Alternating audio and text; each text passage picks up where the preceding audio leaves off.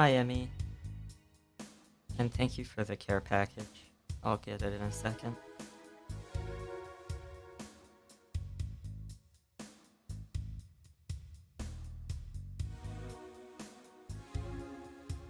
Hi, Cass. Oh, I said I was gonna make my music on my start and end scenes louder.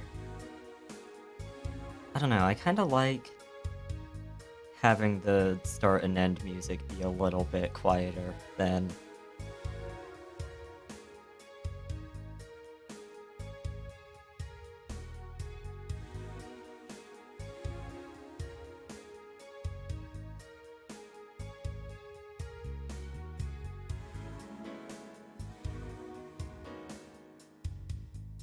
I am.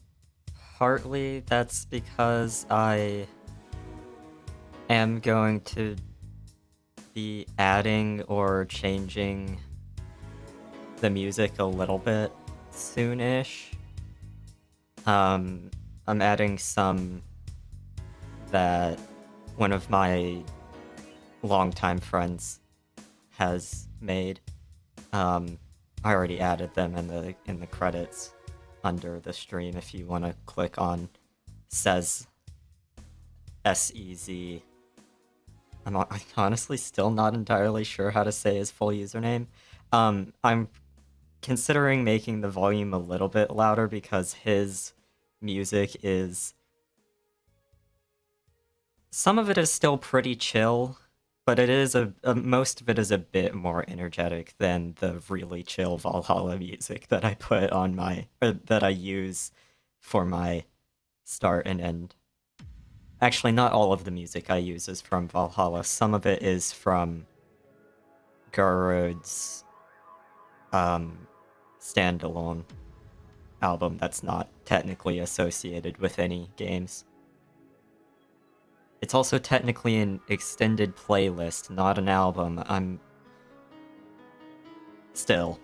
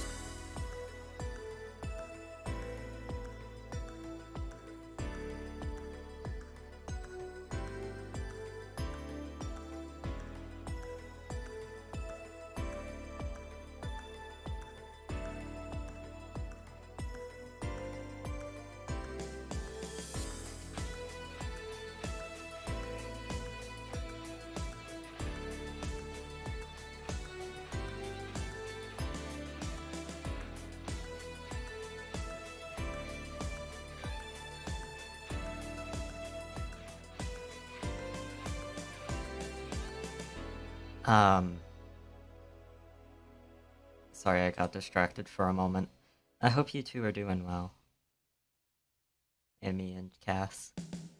I mean, I've been talking to Emmy most of the day. I know you're relatively fine, but still.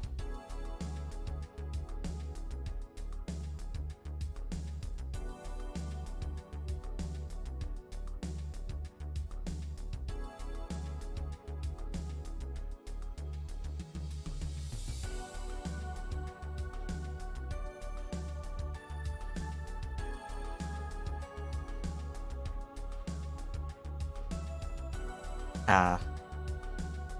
Yeah. I feel that, Cass.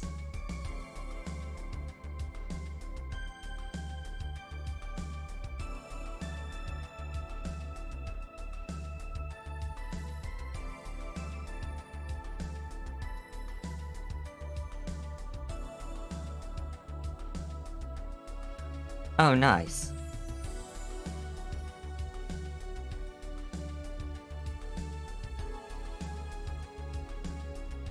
I am gonna guess that this is somewhere in the UK. Given that insanely long wait list. I'm sorry.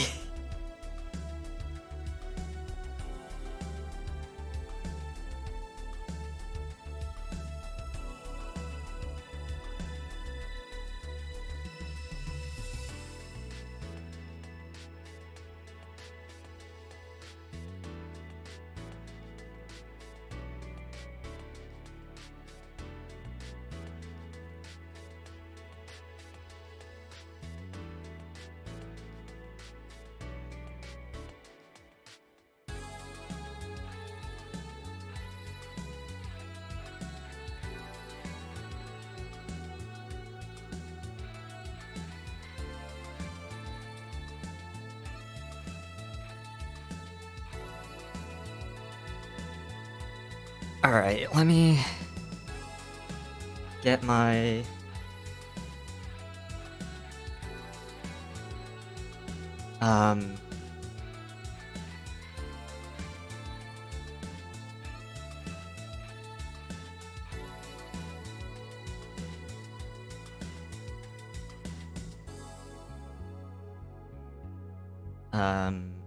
face my model.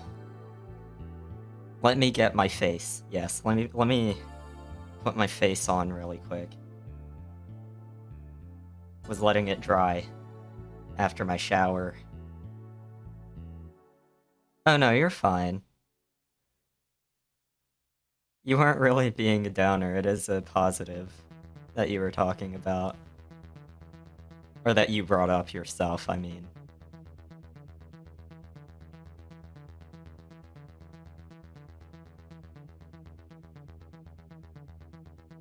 I just...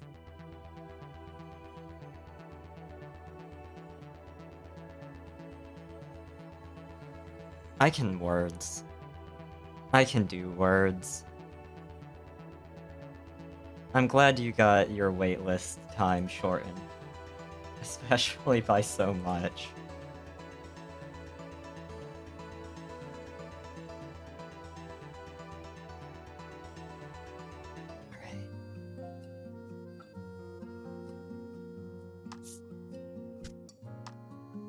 So I did off stream Oh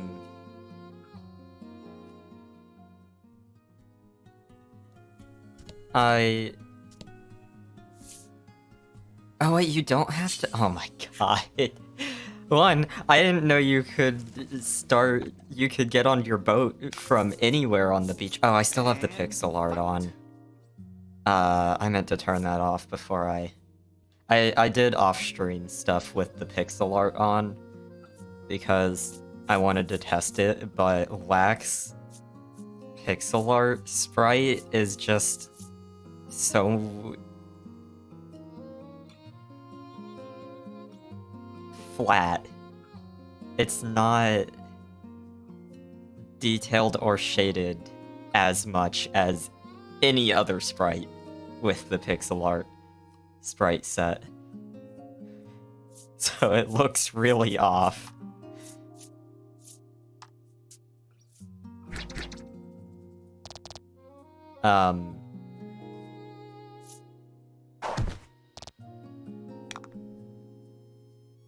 The pixel art, other than Lax, is really good.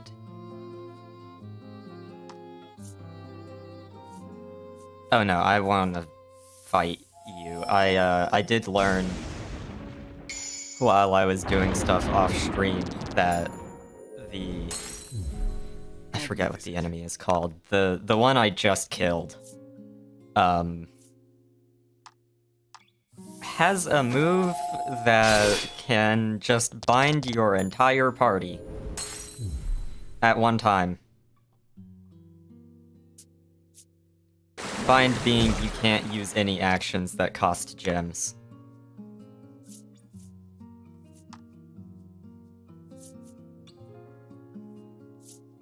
Which is bullshit that it can happen to your entire party with an enemy that's so early.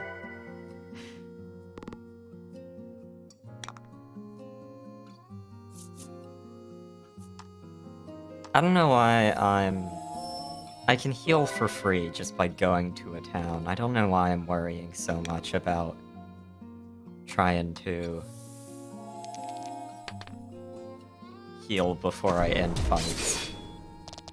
I don't know if you were here for the first part of this game, Cass. I can explain game mechanics and story if you need. But the thing I'm talking about specifically there is spells and abilities require gems which are only available in fights. So you can only heal using spells when you're in a fight, otherwise you have to use items. Oh, sorry. No, I don't wanna. I was gonna say, off stream, I did clear out the entire overworld map that I can find, like, that I can go to. All of it. It took a bit. I did also finish all of the side mini-games. Just, there's a card game that this game has as, like, a mini-game. And you get cosmetics for doing each style of it. I figured out how to get over to this half of the Southern Isle. There's a shipwreck, and there's more here, but I can't do it yet. Something. Laddie suddenly reaches a trembling hand into okay, I can do it now, because I stumbled across the RNG side quest start that requires it. Cool. Could this be the ghost ship the fisherman told you about? Oh, okay. Somehow okay. I could not explore it before because Lack got scared by the ghosts. I picked up the note that said ghost ship, and I did not put together that it was the same one. And also, I'm gonna grab my phone really quick because I forgot to do that before I started.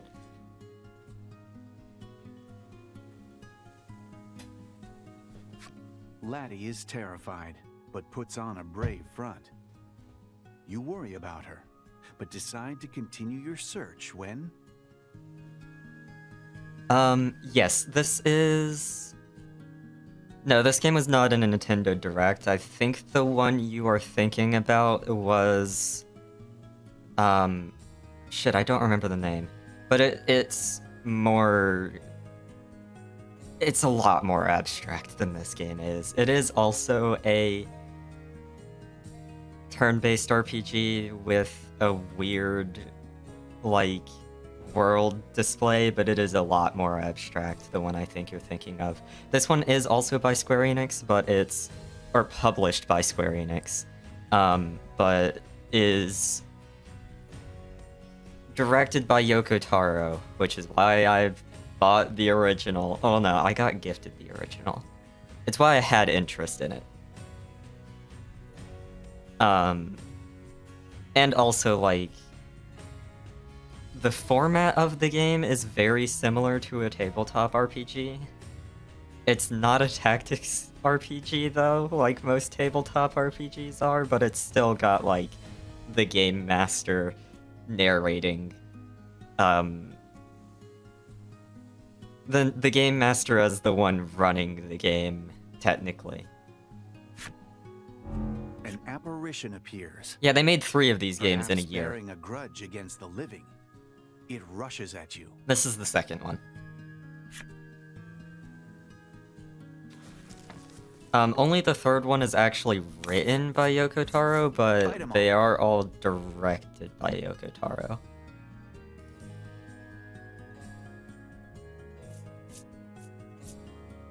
And he only partly wrote the third one.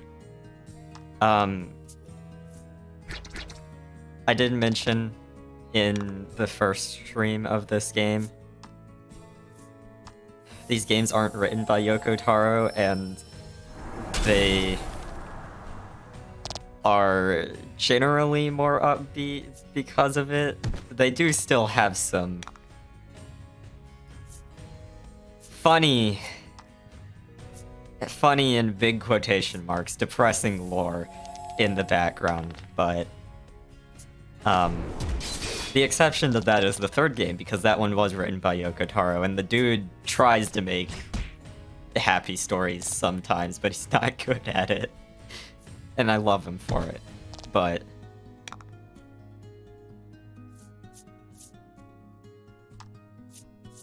I love Yoko Taro's games. Dude's not that great at writing stories that are not at least melancholy tone.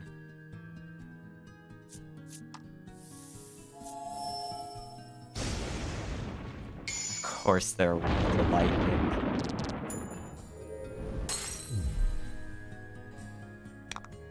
The only lightning attack this guy has is the duo attack with... Yeah, he...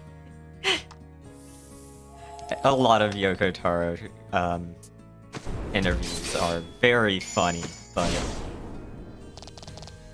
Magnificent. I mean, it is not quite the same, but...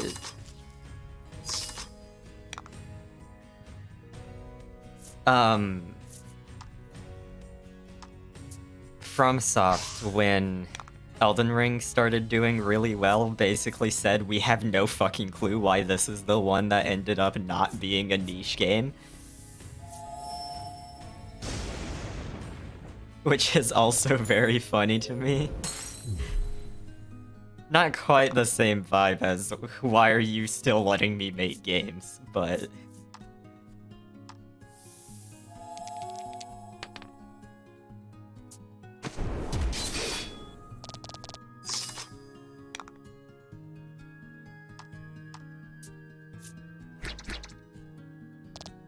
I forget Lack is really underleveled.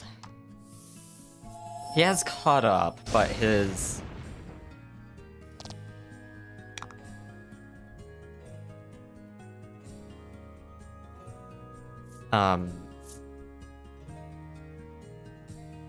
His stats and equipment in general are just not great. The main character, this one, Baron, is the only one whose weapon you can change. And Lack, you can't change any of his equipment.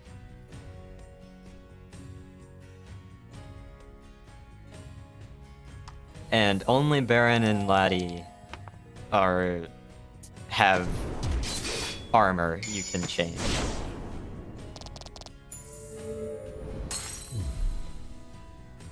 The temporary companions, you can change their rings, and that's it. Lack, you can't change anything. And Laddie, you can't change her weapon. After exercising the spirit, you find a ring on the ground. Could this have been what the ghost was possessing? Oh. We have rings that do more than just reduce your... damage when getting hit by a specific element, or prevent you from gaining certain status effects. Granted, the status effect rings are probably still gonna be my go-to because they do just give you complete immunity to that status effect, but...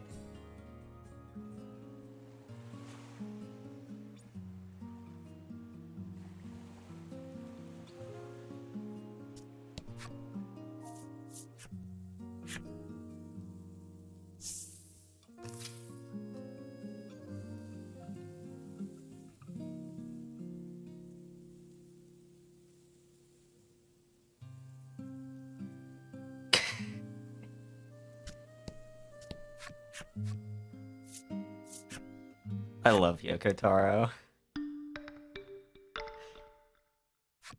The man is very interesting. He's a weird guy. Okay, I did say I was gonna... Actually, no. I'm gonna leave it on the You discover pixel art a sprites shipwreck. because we are probably going to You climb get aboard and begin searching for temporary anything companions when I get to the area that...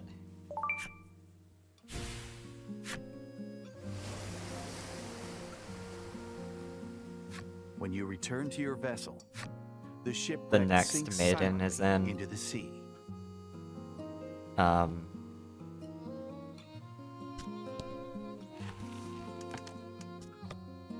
And you can't use Lack when you have a Maiden pair in your group. Which is very funny. Oh, the Sea Bunny is still on the saving card, even though I have pixel art sprites. You discover a shipwreck. Although the saving card is You animated climb for some aboard reason. and begin searching for anything useful. I thought this one was supposed to have some boss fight on it. Now that I think about Yeah. it, you say, pulling the voyage log out of your bag and looking at the map, it's just as you expected. This is the shipwreck you read about in the voyage log. As you peer further in, you see a door that likely leads to the treasure hold. You recall the log mentioning the treasure hold becoming a den of monsters and turn to your comrades, urging them to be prepared for what may lie ahead.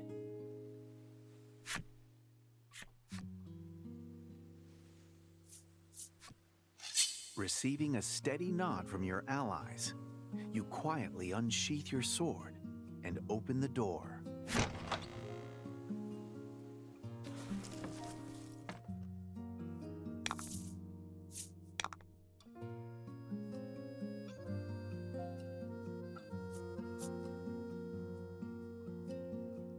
I've fought one of these before. They only have 7 defense.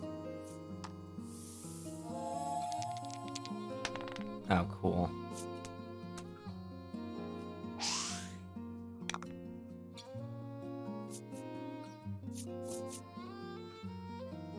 Oh, I did go back to the first one a little bit off stream. And, oh, you can see it on the start screen. Or on the home menu screen. The number at the top of the cards is 6 in the original game, the first game. It's 4 in this one. I still have no clue what those numbers mean.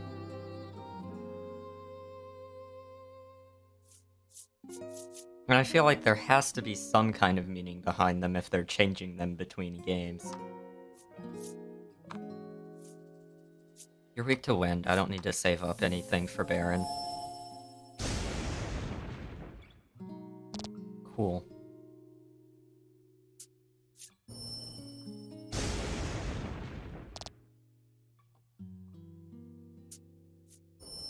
Why?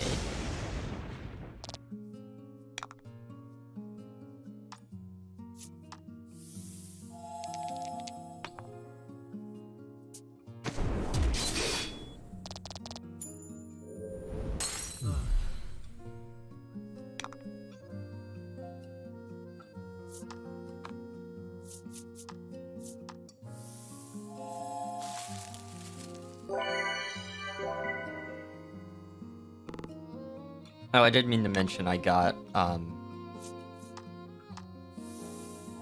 this table. Why did I use that? I meant to change the card backs to match too, but I forgot to change any of the cosmetics before I started. I'm very smart. Well, being smart and being forgetful are not related, but I'm not good at remembering. Congrats.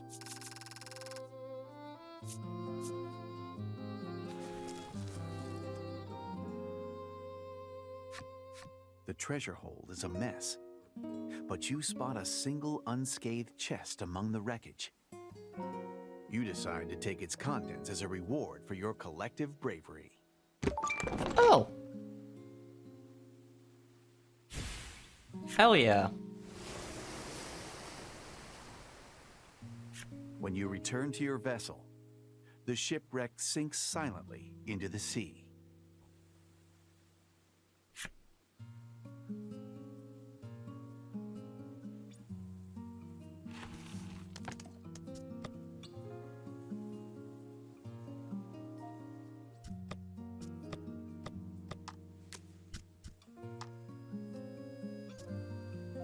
-2 speed.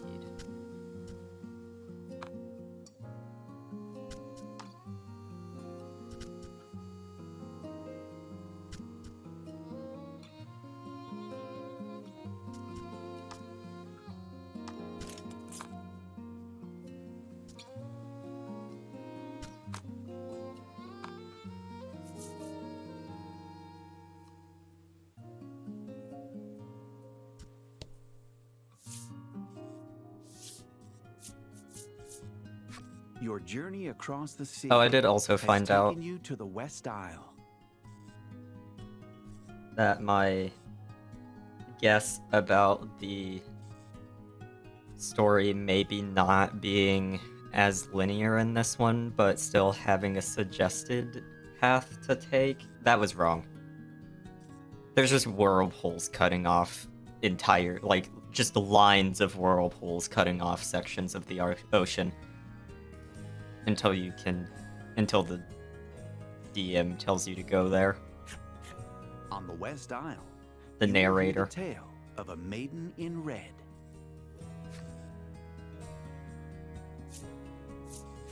Very well then, prepare to go ashore.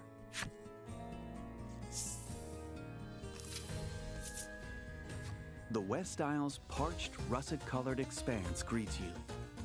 The bones of weaker travelers strewn about it, as both welcome and warning. Cool. Not what I was expecting. As the intro to Chapter 2. You dock your ship at the pier and set foot ashore.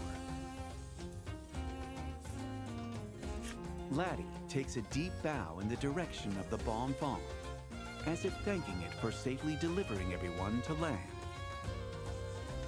You consult your navigation map once more to confirm your location.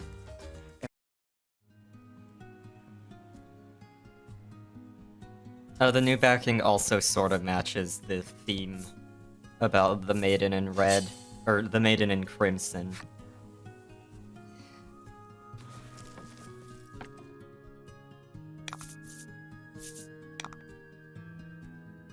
Also, I don't know...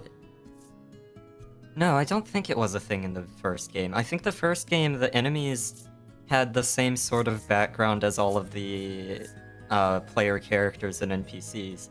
I just noticed that in this game, the background on the enemy sprite is dependent on the area. It matches the desert here.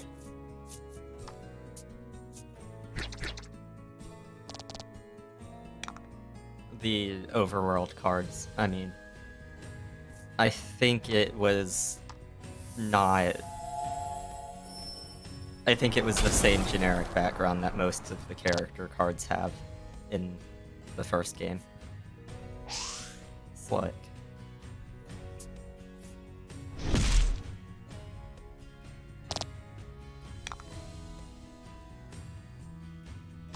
You should be weak to wind. I think goblins are weak to wind in this, yeah.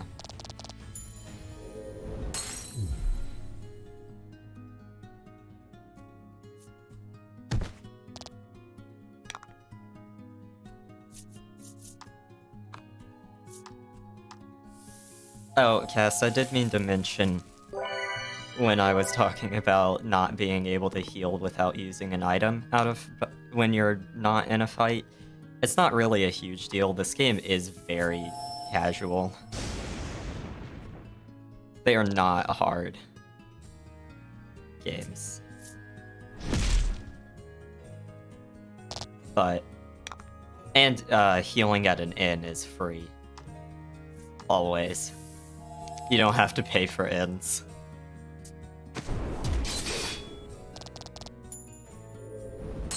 No. These are very easy, very casual games. It's part of why I'm playing this as my...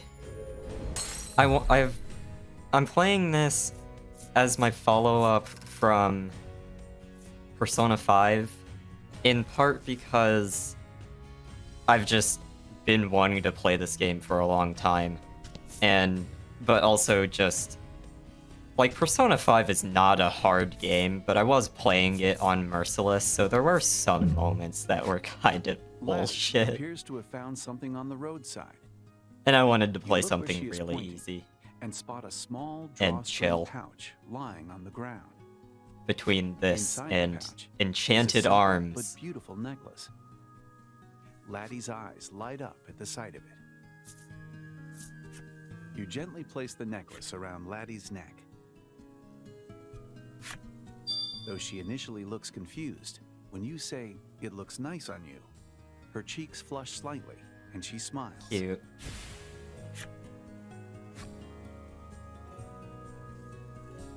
It's okay. I mean, when I saw that it was just simple necklace with no other description for something that has a random encounter, and some random encounters sometimes do pretty important things in these games, I knew it was gonna have something else that was probably gonna be like later on as another random encounter you can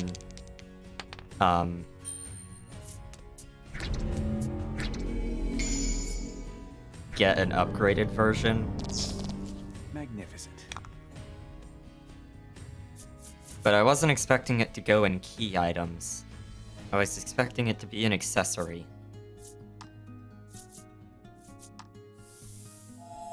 Baron matters more. His stats are better.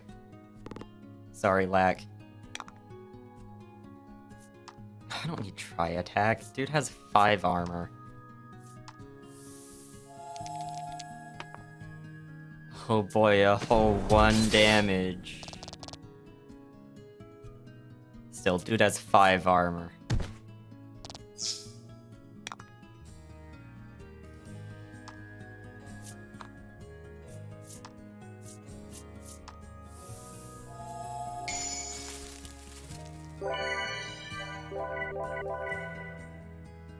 I really gotta look up what the crit rate is in this game. Because it feels too high. And there's also the ring that gives you more crit chance that I just got. Yeah, I'm just gonna go ahead and kill you.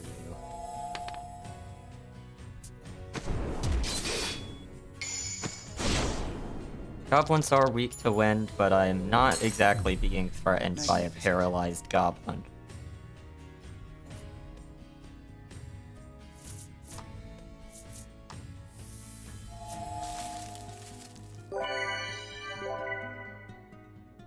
I'm surprised that didn't pick up. Okay.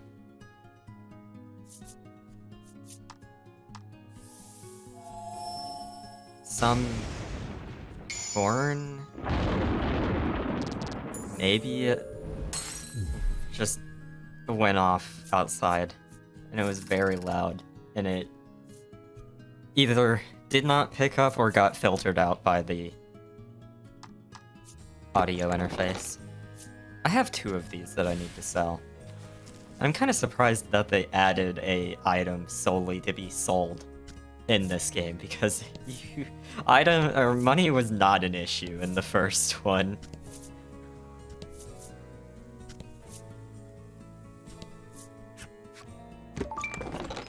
I already have almost... I already have almost 7,000 in this game. That is partly because I never bought armor in Chapter 1. I never bought equipment in Chapter 1, and I really should have. And fight. But...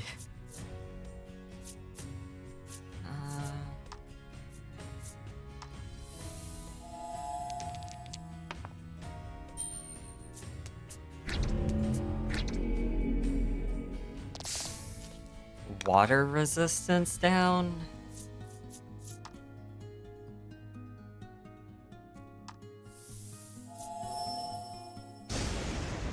I guess random status effect does imply any status effect in the game, and that is one of them.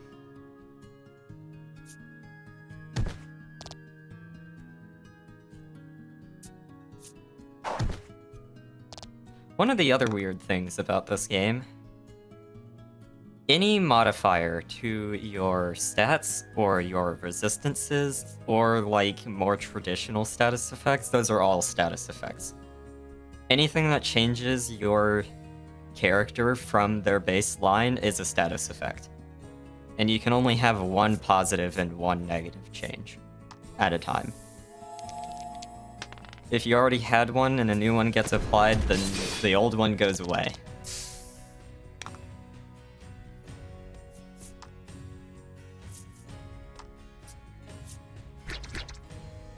Granted, most of the time, if you're applying a status effect, it's because you want to. Like, Thunderbolt and Blizzard do not innately have Paralyze or Freeze. It has to specifically say that it paralyzes or freezes or does whatever to do whatever status effect. So you can plan around it pretty well. It is a little bit annoying, though. It also means stuff like, attack down. It's kind of pointless when you can just freeze or paralyze and not let them attack at all for the same amount of time.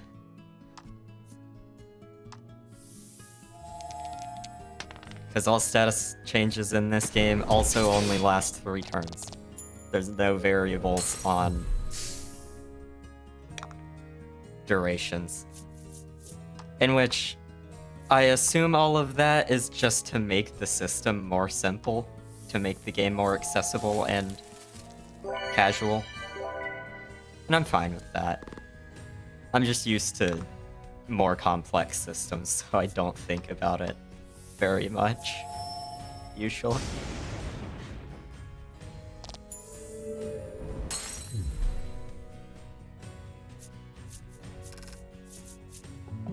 I don't mean that as a bad thing, is what I'm trying to say. I do really enjoy these games.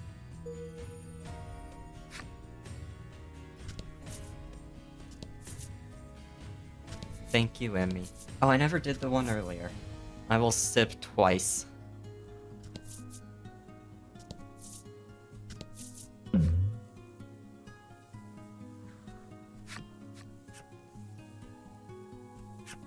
Give me a 6. Hey, I've only gotten money rocks in this game so far. Granted, I've only had 2 of those, but...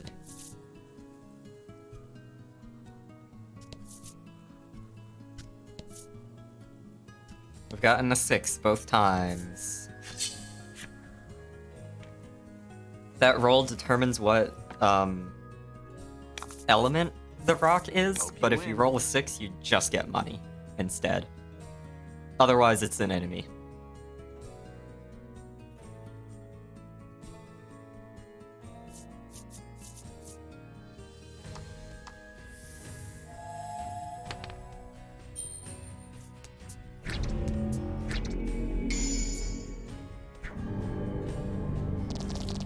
Magnificent.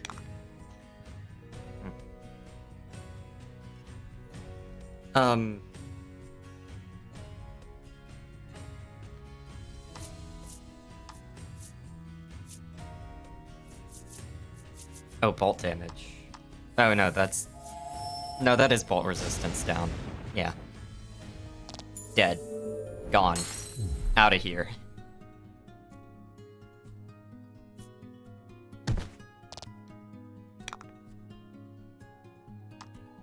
Actually, I don't know if that one is electric damage or electric defense down. I think usually the specific attack decreases are random effects during certain fights. It might be a little bit before that actually comes up, but boss fights also have a random effect each turn. And it can be stuff like one of the damage types the boss has. Either everybody gets a temporary defense boost or a temporary defense buff, and that... Or not, sorry, temporary defense boost or temporary attack boost to that damage type. Everyone. It doesn't only apply to one side of the fight. And that one is... The random effect cards are the only exception to the one positive and one negative stat change. Those do not take up your status effects. It would be really annoying if they did. You can also get happenstance cards to get double money on a random encounter. It's just a random chance to get a happenstance card at the start of a counter to double the money you get from it, though. But it can only give you doubled money. That's the only thing happenstance cards do outside of boss fights.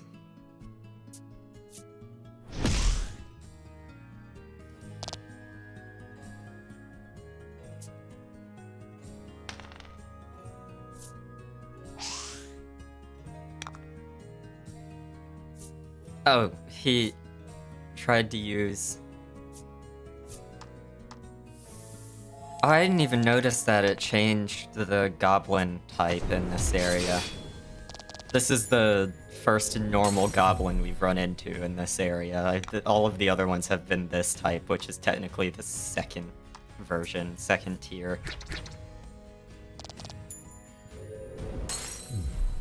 They have a little armor hat thing over their hair and a metal club instead of just a stick. And then they turn into orcs, and they are fucking huge. They go from just little guys to fucking huge.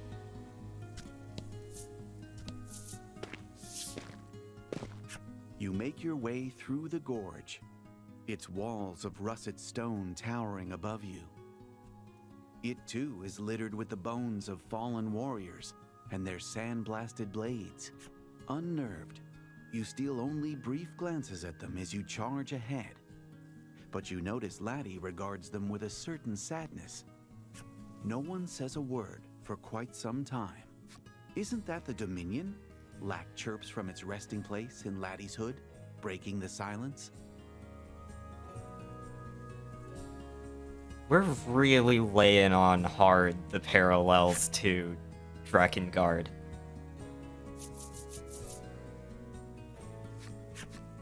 Indeed. Oh, I thought they were talking gorge about the gives dead way to a warriors. large Okay. basin, at the center of which presumably lies Hero's Dominion. Laddie wipes the sweat from her brow and shuffles toward a nearby rock to sit down. Stop! That's a monster, you shout. Too late to prevent it from attacking poor Laddie. In one swift blow, a wild-eyed boy strikes the monster down. Y'all right? He barks, Y'all turning right. to Laddie. Unfortunately, it seems the enemy was not alone. More of them appear behind This guy's him, outfit is closing in good. fast. I like this costume design.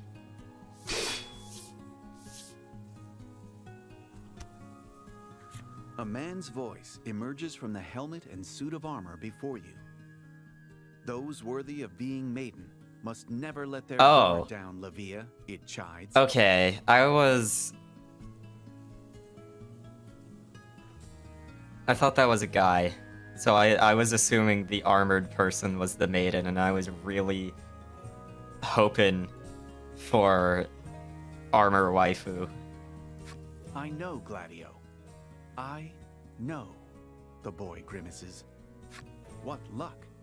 It appears you bumped into the Crimson Maiden completely by chance, which would make this Gladio fellow, in all the armor, the Crimson Wait, so Attendant. the maiden is a guy? Femboy? This is all terribly convenient. No, he's not really that femme. You thank the duo for saving Laddie, and explain that you will have need of the Maiden's relic, if they'd be so kind as to lend it to you. The Crimson Maiden appears startled by your sudden request. Apologies, but we're in a hurry, he says curtly. Apparently, a foul beast the Dominion uses for blood sport has escaped, and it has fallen to the Crimson Maiden to recapture it. Unwilling to let these two out of your sight after such a fortuitous meeting, you agree to help them track the beast down. Black is gone. Crab.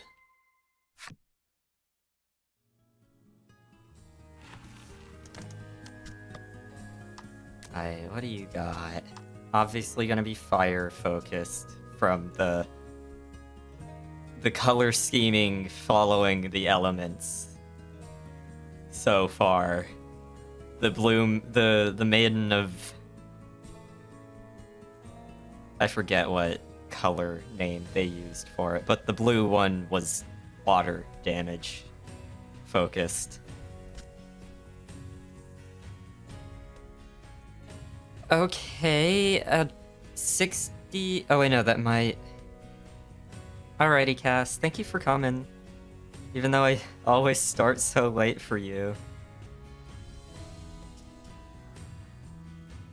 Oh, their duo attack is a chance?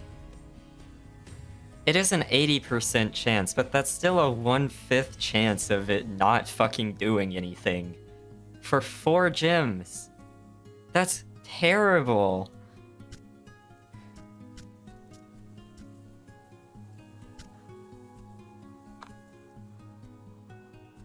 And I would have to see which die this one uses before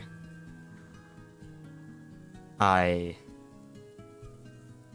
decide whether it's good or not. Either a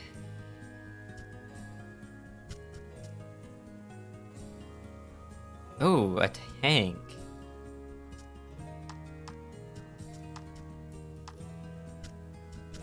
It's either a 1/3 or a 60%. 1/3 or 3/5 chance. 2.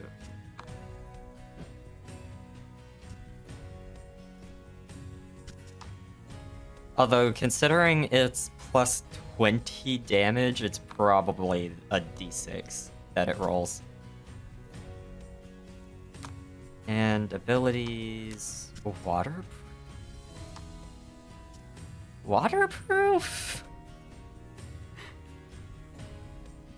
The Fire Maiden is not resistant to fire. And an increased chance to crit. Are all of the attendants gonna have recover HP at end of combat?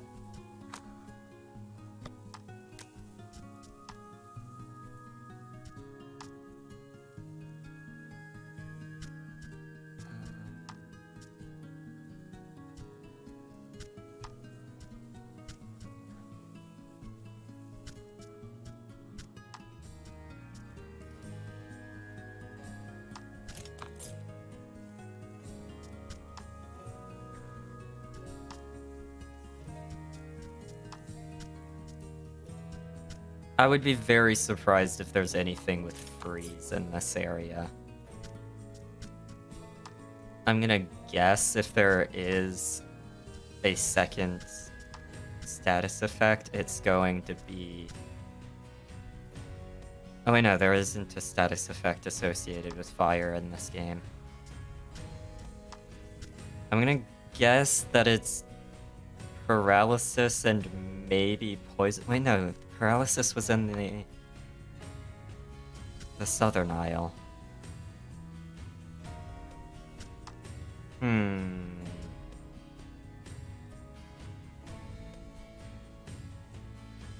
I don't know.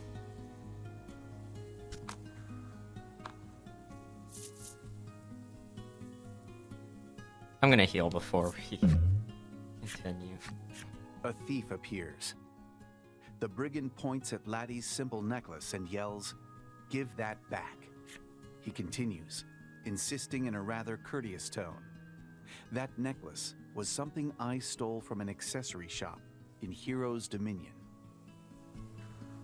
As the thief would have you believe, he pilfered the bauble from the shop and then dropped it in the midst of his escape.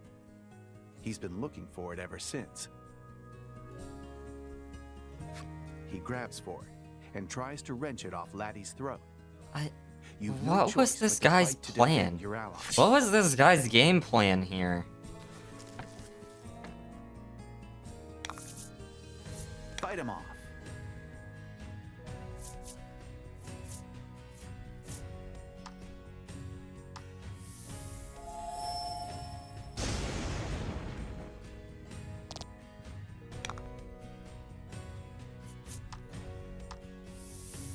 It is a D10. What the fuck?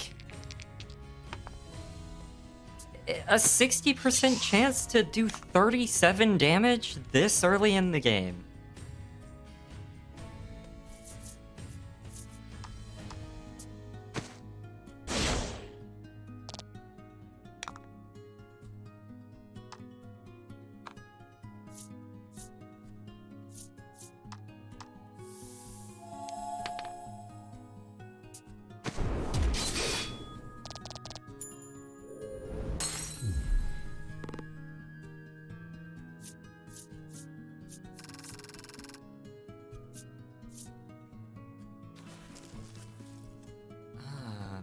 That's really dumb. You look down at the thief, splayed flat on the ground, and say a few words of admonishment.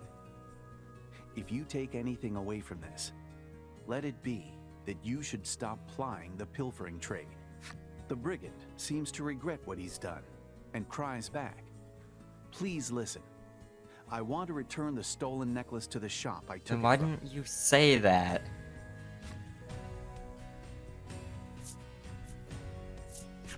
Honeyed words alone will not let you trust this wayward larcener.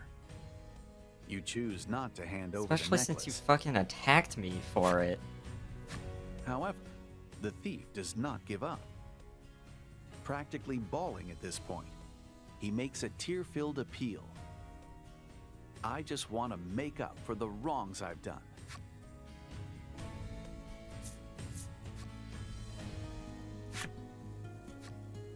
Oh my god. The illusion of choice.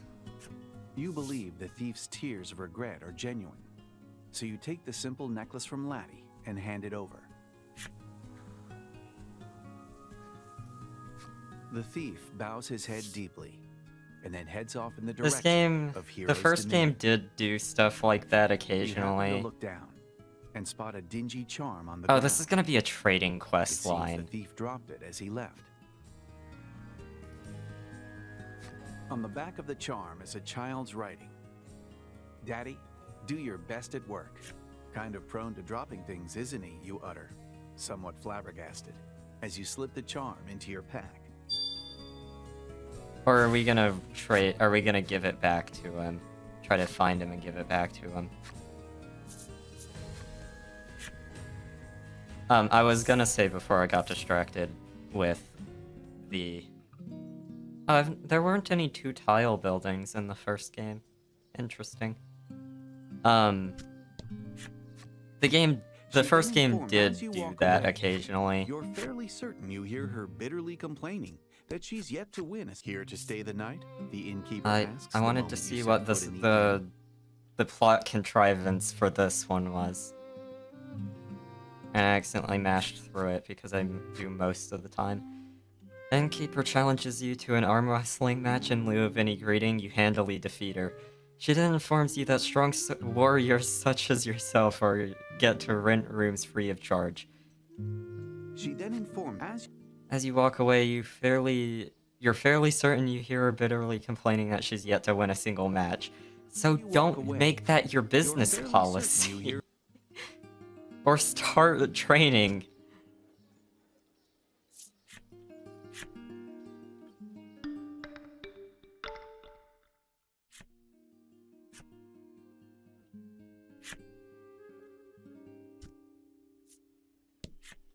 I'm gonna apprentice with the attendant. That's a He drops to the design. ground and manages a mere 5 push-ups before collapsing in exhaustion.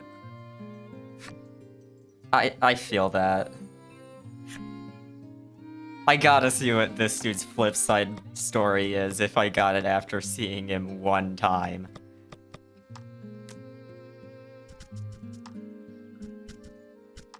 Man possessed of a rigid and ill-tempered humor, he challenges fledgling knights under the guise of guidance and repeatedly beats them most severely. His son once dreamt of knighthood but died on a monster's claws on his first mission. He's been strict in his training of new recruits ever since, reducing the number of dead cadets. Okay. It started off making it more depressing, and then it did actually have some kind of upside to the depressing.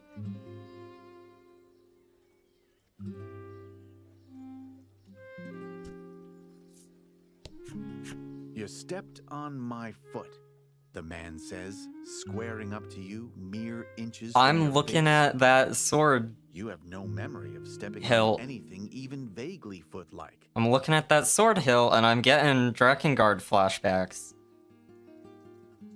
You apologize profusely, hoping to avoid any trouble. We were supposed Also, to that- figure it out, he says, That clearly disappointed. spike on the side that you grip. That's... Like, normally that wouldn't be...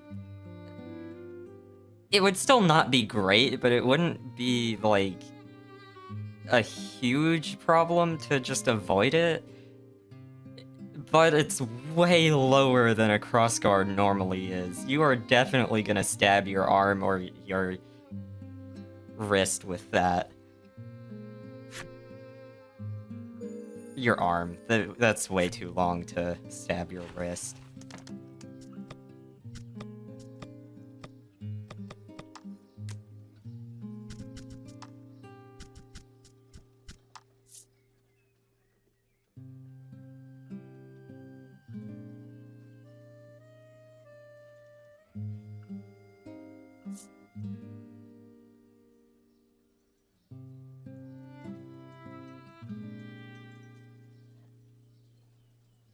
Ah.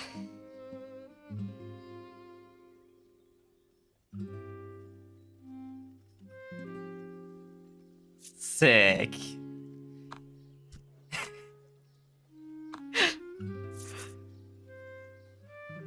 That's what I mean about, like, okay, to be fair, this game, the end of the first chapter did make it clear this game was gonna be a little bit darker tone than the first one was, but that's what I mean about the flip side stories being where most of the depressing, messed up shit is.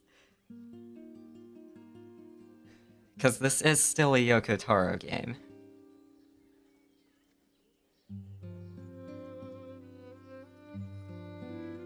That one wouldn't really be that out of place in a lot of RPGs, but this one, the Voice of Cards games are fairly casual and most of the time not that intense in the story. But then there's stuff like that in the flip side stories.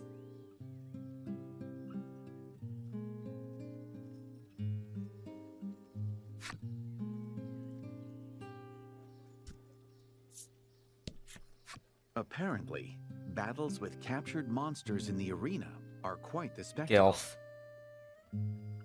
There is one ferocious beast, she explains, that has vanquished every warrior to have challenged it.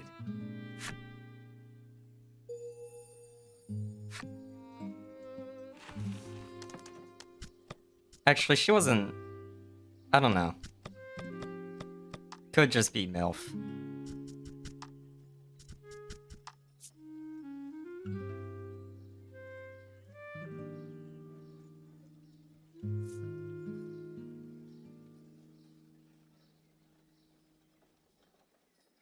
I expected that to be where this was gonna go when I read the front side story.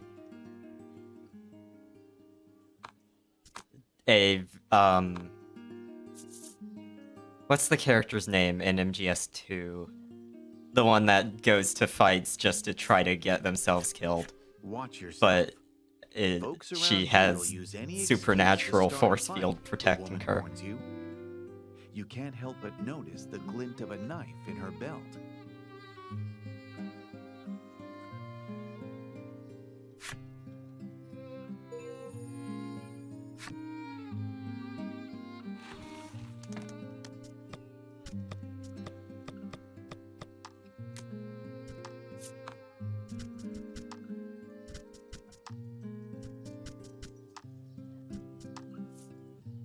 She's been married 4 times. Her current husband is her 4th. The happy couple live quietly together with their one dog. She has never once divorced. All 3 of her previous husbands went missing. Her dog, though, never wants for bones to gnaw. I figured that's where that was going. I think it's... Fortune sounds right to me.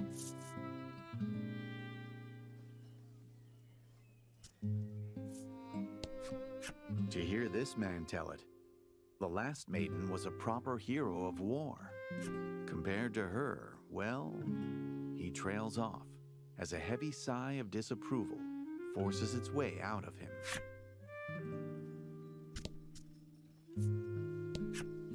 The woman's eyes dart between you as she scribbles something in her notebook. She who controls the information controls the fight, she says, before asking how powerful you are. And I don't have an option to answer. Event? Upon entering the shop, Laddie looks surprised and points at something. Following her gesture, you spy the familiar sight of the simple necklace. The owner explains that this necklace had been stolen, but then, wonder of wonders, the very miscreant who made off with it later returned it himself. Suddenly, from the back of the shop, said miscreant shows himself. The one-time thief bows his head self-consciously. Evidently, the owner took a shine to the honest thief and offered him a job working in the shop. You remove the dingy charm from your pack and hand it to the man. Taking it in hand, he is so overcome with joy that he begins to weep. As it turns out, the charm was a gift from his beloved child. I kinda got He had that. been searching for it all this time. He grips the cherished charm tightly, explaining, "I only ever stole to put food on the table for my child." The shop owner proffers something to you, calling it a thank you for helping him meet a man with such an honest heart. Wait, Hi, Moggy. The accessory shop owner is... not Scales. Thank you, Moggy.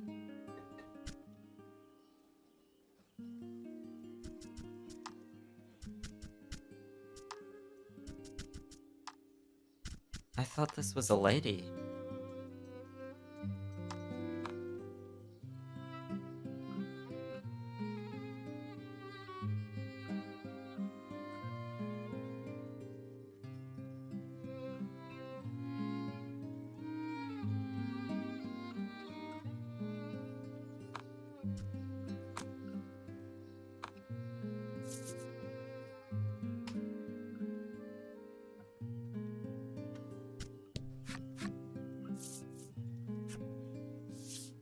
Oh, the narrator does say the proprietor, not proprietress.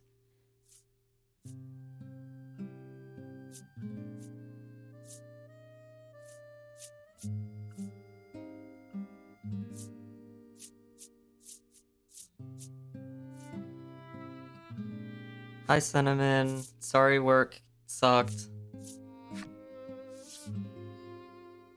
I hope you're doing a bit better now that you're home. Oh, I did sell the other one I had of these, apparently.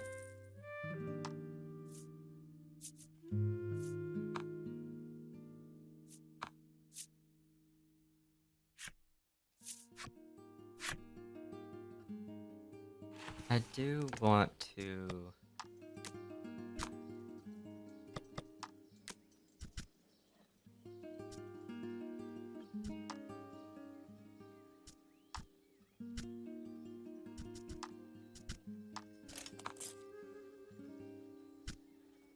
Yeah. The other one's outfit is really cool too, this one. His outfit's good.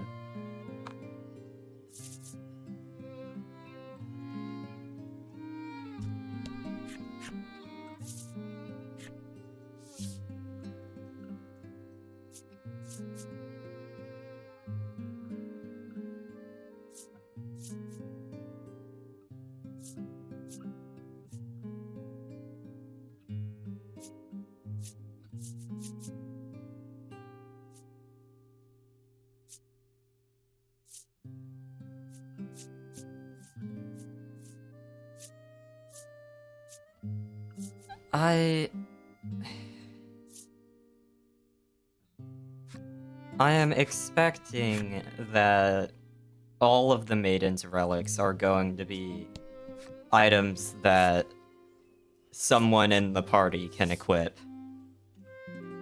And it seems like this one's is a sword, so it's going to be another weapon for Baron. So I don't see the point in spending 8,000 gold on a weapon that is probably going to be worse than the one I get at the end of the chapter.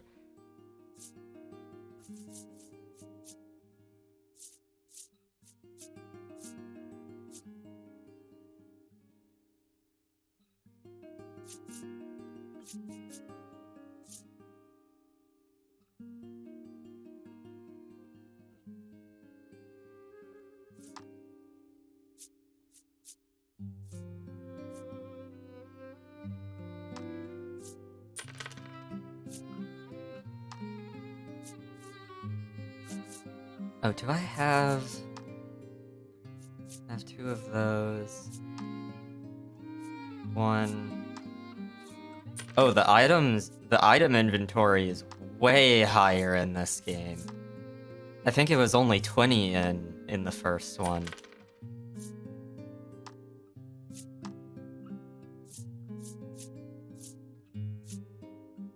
Fuck it, I'm taking 5 of these with me.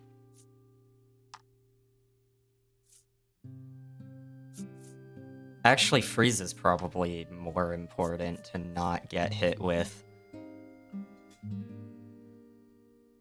Because freeze also makes the first attack you take while you have it do 2 times damage.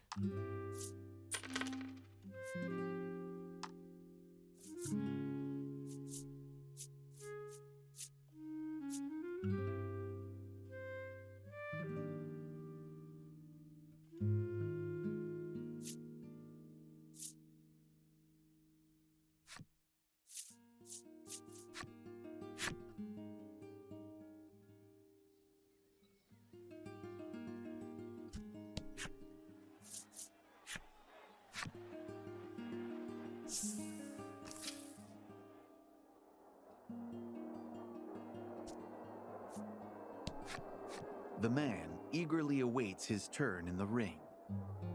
My quarrel is not with humans, he says gravely. You take that to mean he'll only be fighting monsters out there. เป็นเหนื่อย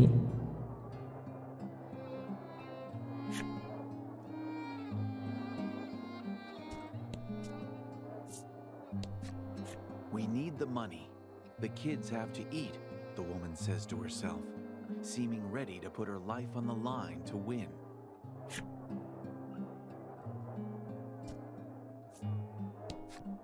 No, no!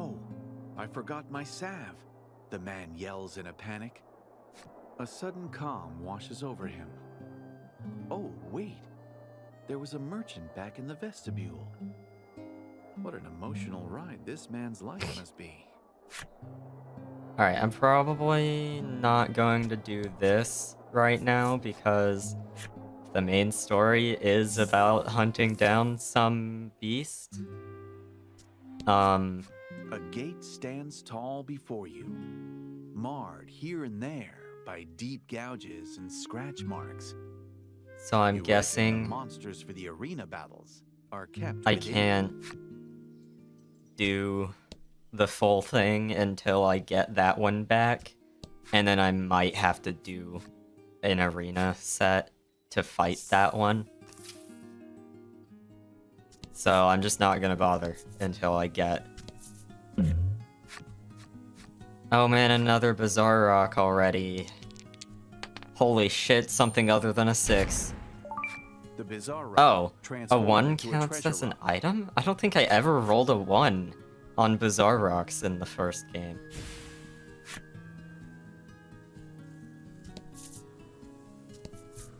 Or I did and they changed the effect of a 1. This must be a stela of the Wow, that's Arena not Skull ominous. Spirit. Also, that is very clearly based on... Fuck, what was their name? They're a Hindu god? I don't think it's not Ganesh. Kali has more than 4 arms.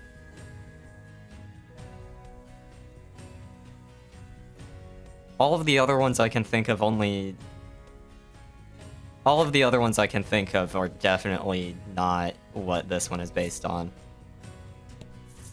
This stela, this spirit.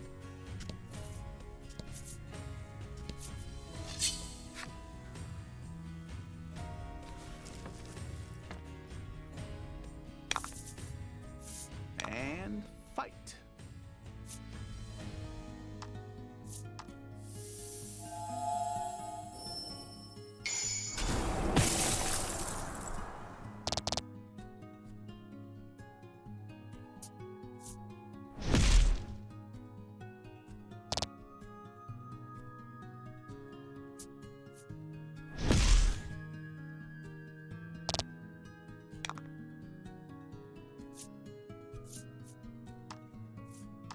I just realized I haven't had any fire damage until now. I get the feeling fungus are weak to... yeah. Fungus being weak to fire makes sense. I can speak. That took way too much effort. That took way more effort than it should have. I can speak. I'm good at this.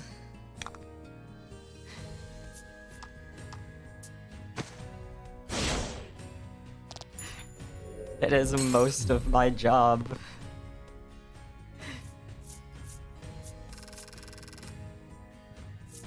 Because streaming is the closest thing I have to a job.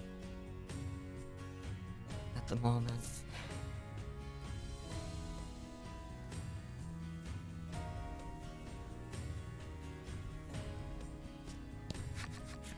Indra. Find a beast lurking in the shadows of the valley. Yeah, I think But it so. does not appear to be the one that the Crimson Maiden is searching for. It glares at you. Seems you're not getting out of this without a fight.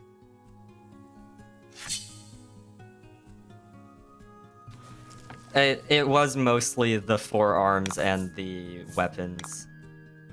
Specifically the ones on the lower 2 arms that made me think of Hindu god. Whose name I could not remember in the moment.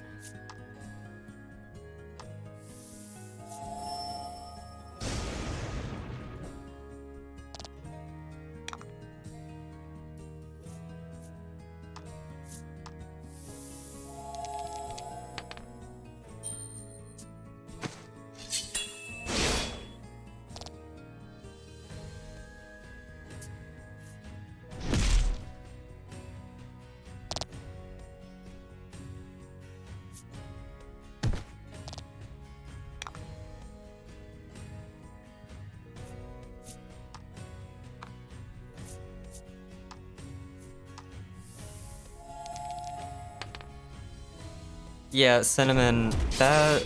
If you're talking about the skill that I used that did 30-something, that is as much damage as the end game. Like, that's as much damage as the base damage of most of the characters at end game of the first game, with their best weapons.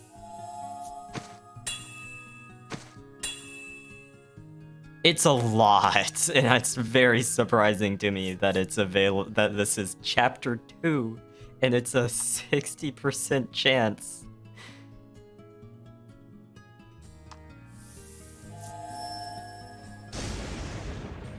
To get it with that character.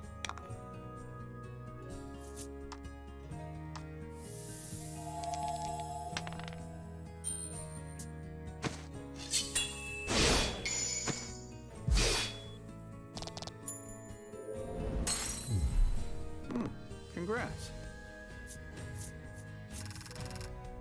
It does take 2 gems, and it does have a decent chance to... Your stance keeps slipping. Gladio hisses at Lavia as soon as the final blow's been struck. Sorry, Lavia shoots back and resumes scanning the area for monsters. I just noticed that Gladio has slight...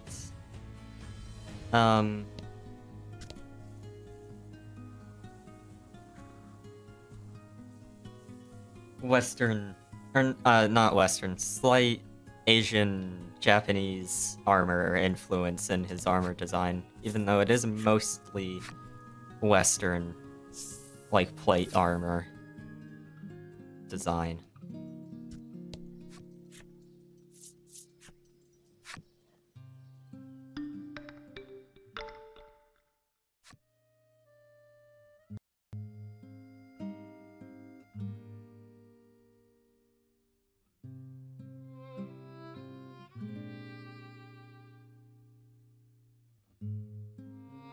No, I'm not sure it was Indra, actually.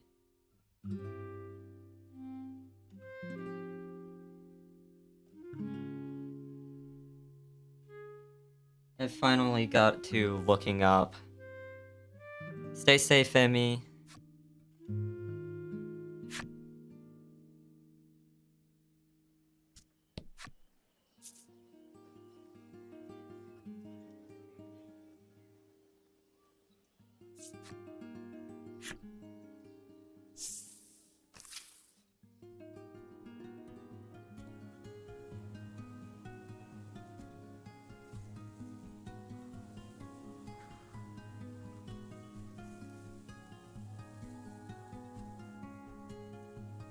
Oh, apparently Kali does only have 4 arms. I thought she had more.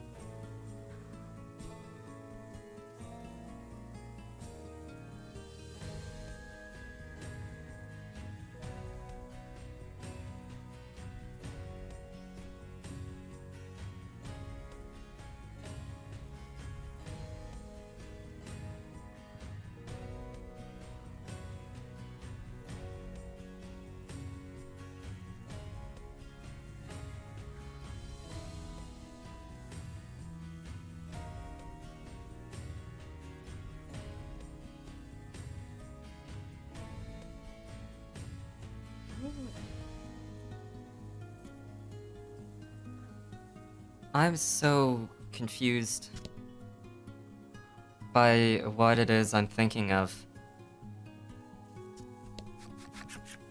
You find a beast huddled in a small burrow in the rock wall, but it does not appear to be the one that the Crimson Maiden is searching for.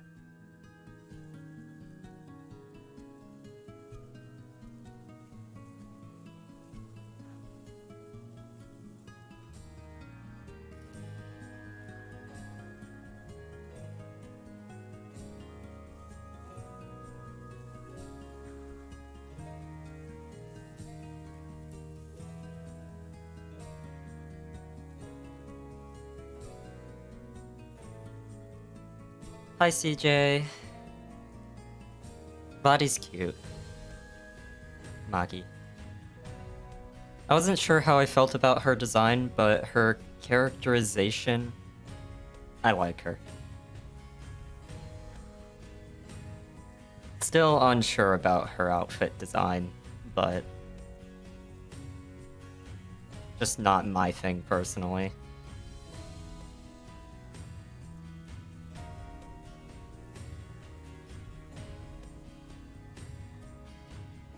Nevertheless, it is not happy to have an intruder in its home, and attacks. The party ready for battle. Fight 'em I off. might go make some hot chocolate or something.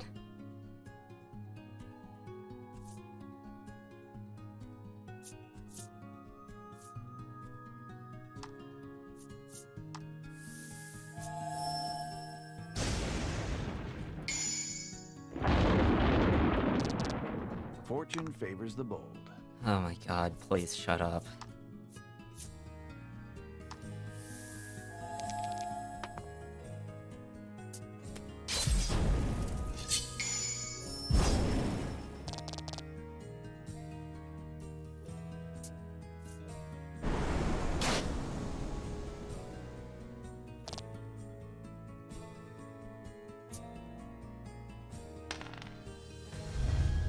Okay.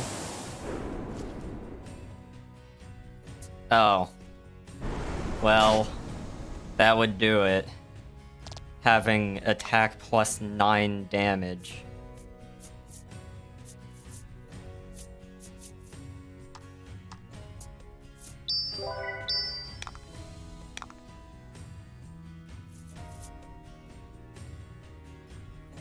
Oh, this one is... I forgot for the not Lottie maidens and attendants, they do have different duo attacks.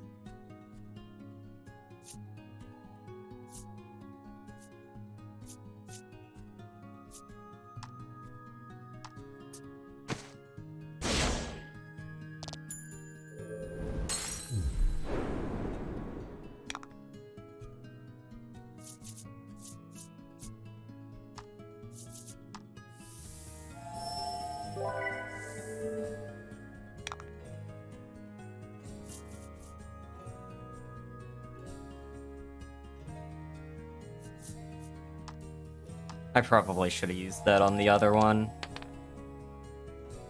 Welcome back, Kim. Yeah, I should have used that on the other one. Yup. Oh my god.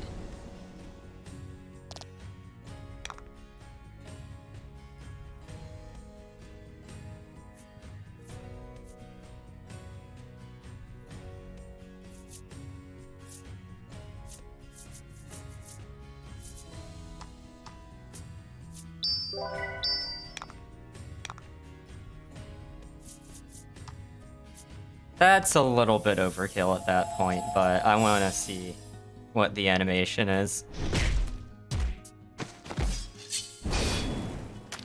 Cool. 2 fight as 1. You're adorable. But also Emmy and Magi are adorable.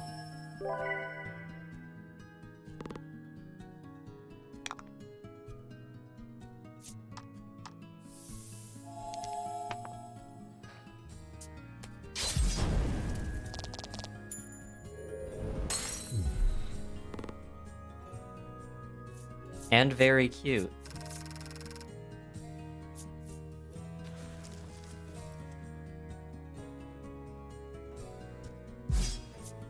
Gay and adorable aren't mutually exclusive.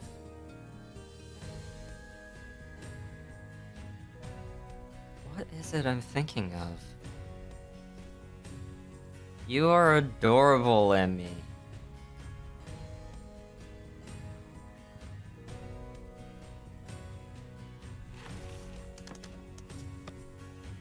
I'm not gonna bother healing.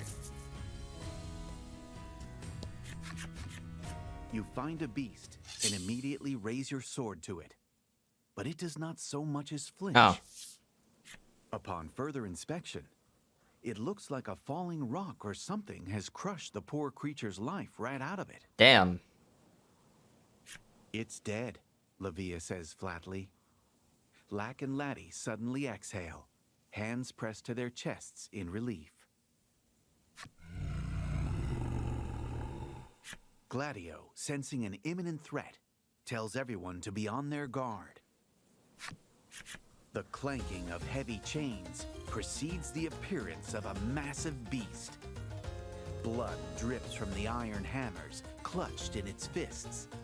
The party grips their own weapons ever tighter, fighting their own looming sense of fear.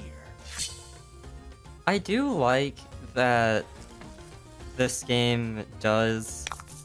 Like, even the first game did, Don't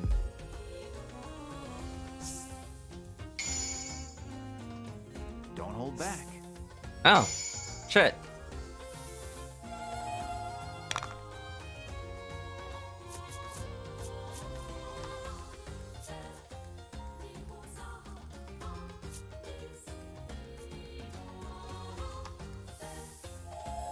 Bye.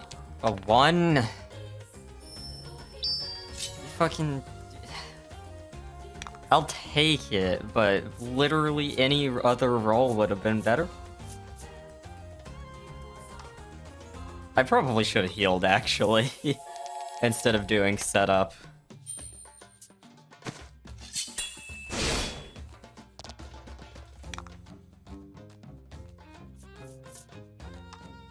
Please. Please work. God.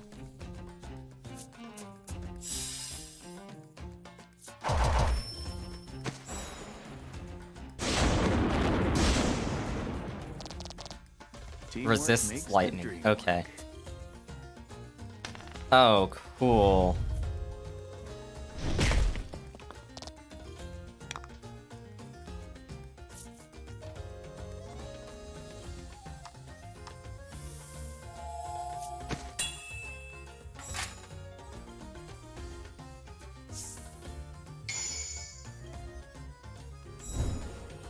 Yeah.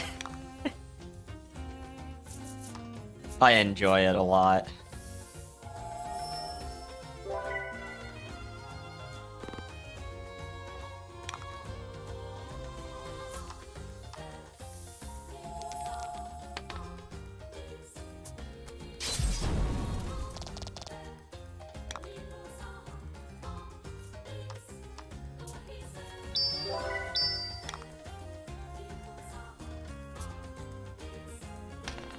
Oh my god.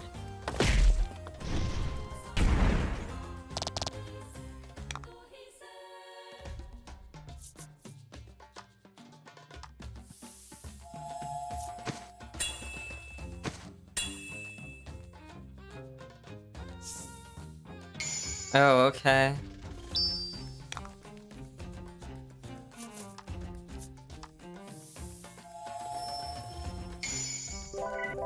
Good.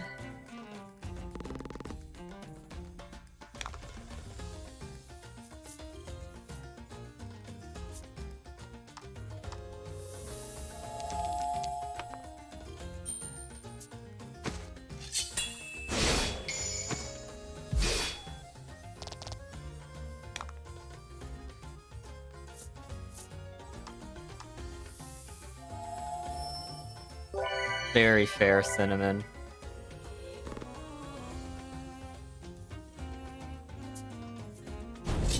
Ooh.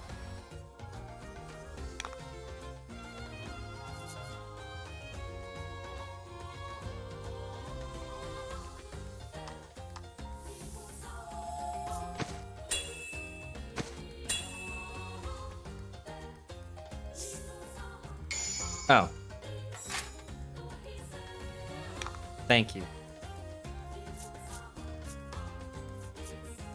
I saw the defense buff wear off, and I did not like that. And then it just gave me 3 of the 5 back anyway. Damn it.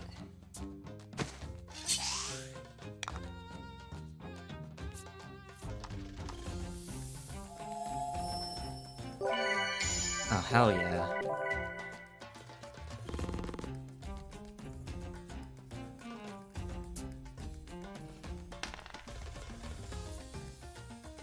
Well, the defense buff wouldn't fucking care about that.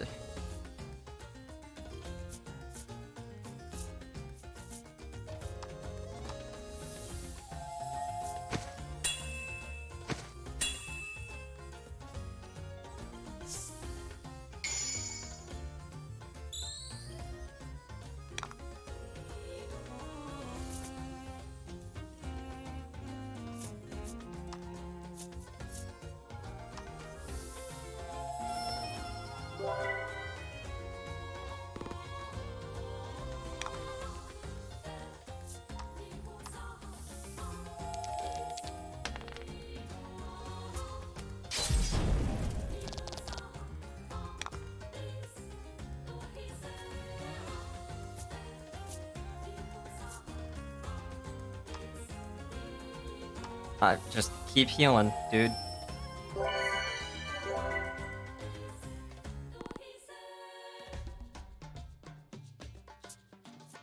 Ouch.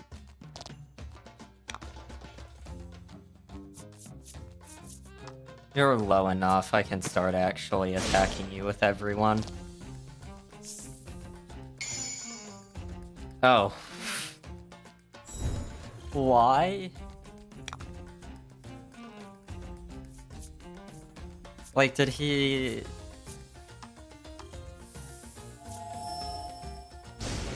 Did he change his name to that, or did just your parents or...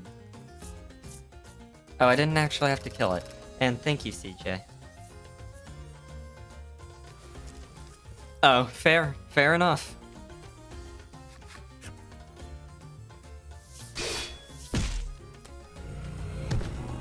I am out of water. The Maiden launches one last attack as his attendant strikes the beast with the pommel of his sword. At last, the feral fiend falls silent. Lack and Laddie break out into a round of applause, which Levine Cinnamon greets with a Thunder smile Bunny. and a playful swipe of his nose. We're not done, Gladio reminds the party. He binds the beast in chains, hoists it up with one hand, and carries it back toward the Dominion. Did I say Emmy? I meant to say You Cinnamon. never did get to ask about the Maiden's relic. Oh, Benui. Okay, sorry. You follow them back It to was Hero's Benui. Dominion in hopes of rectifying that oversight. Yeah, I realized. Is it already upgrading? That took a lot longer last time. Also, that sword was 3D modeled. It looks like it was 3D anyway.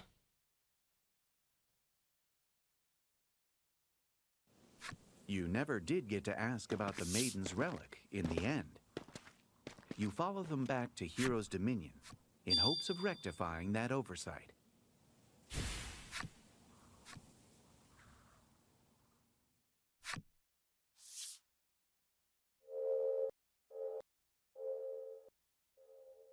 No, it wasn't. I was just seeing things. Oh, Emmy, I didn't ever show you the thing I was talking about while we were playing the other day. Playing Sky, I mean.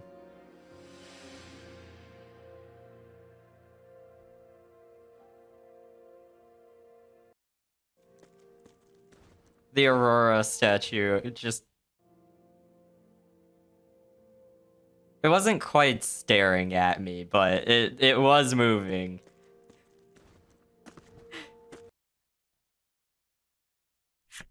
Or mannequin, I think.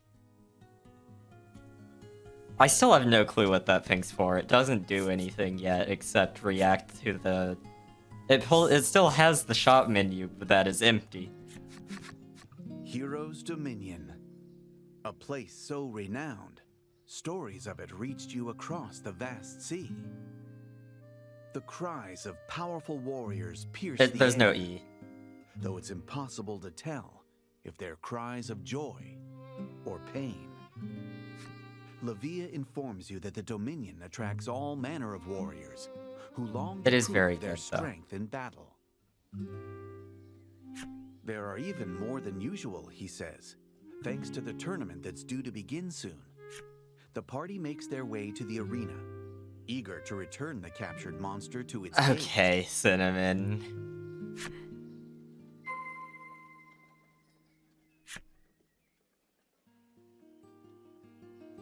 Also, I kinda wanna add a character to the Shadowrun game that I wanted to play on stream, named Thunder Bunny. Now, I might do that.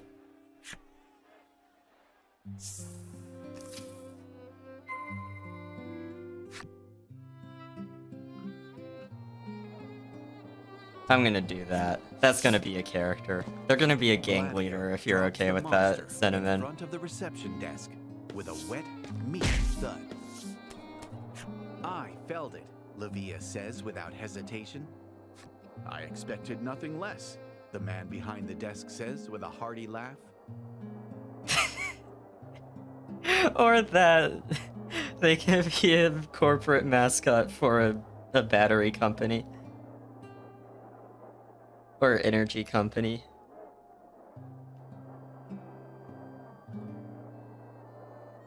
It quickly becomes clear, however, that this compliment was intended for Gladio. Lavia chafes, but at least the beast has been returned. The party makes its way back out of the arena.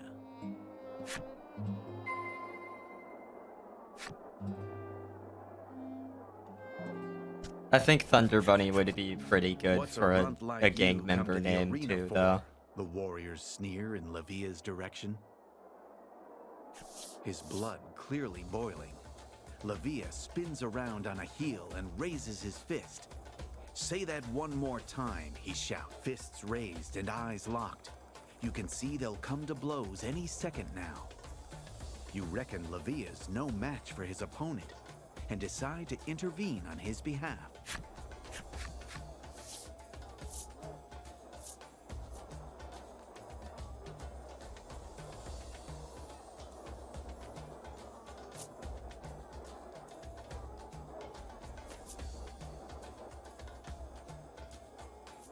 Don't get yourself hurt, Lottie's eyes say.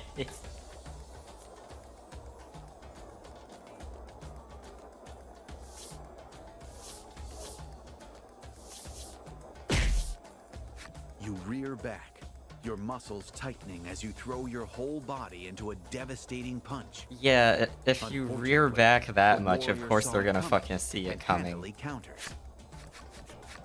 Enough, Gladio barks by way of intervention.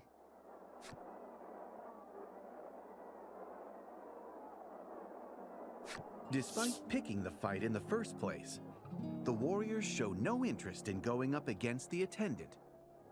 They slink off, complaining bitterly as they do so.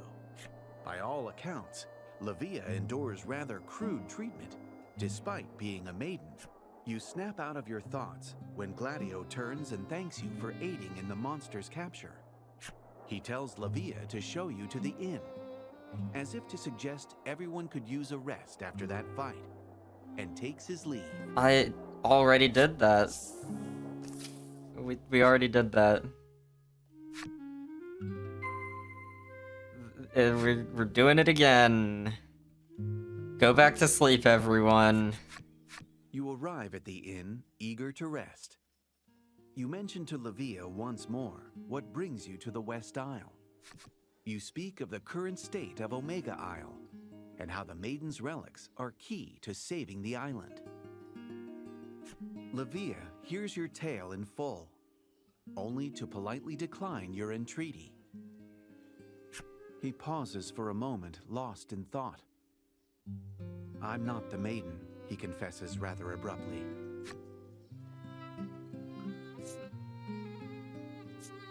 Lack helpfully explains that since Livia is not an official maiden, his relic is no more than an ordinary weapon, and therefore of no help to Laddie.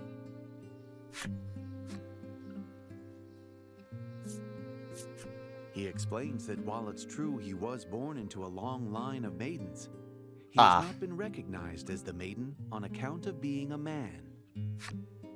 That his mother, the previous maiden, fell in battle, and he has simply been named as maiden to fill the role in the interim. Livia, his confession complete, bids you farewell and walks off. Clearly, the maiden's circumstances are as varied as the islands on which they live. Lack is back in the party. He's probably gonna get removed from the party again by the time we actually do anything.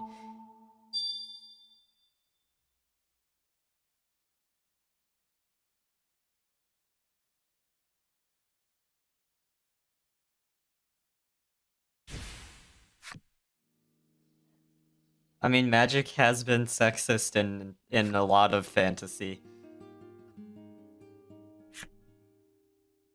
I get the feeling that this game is going to use that trope as a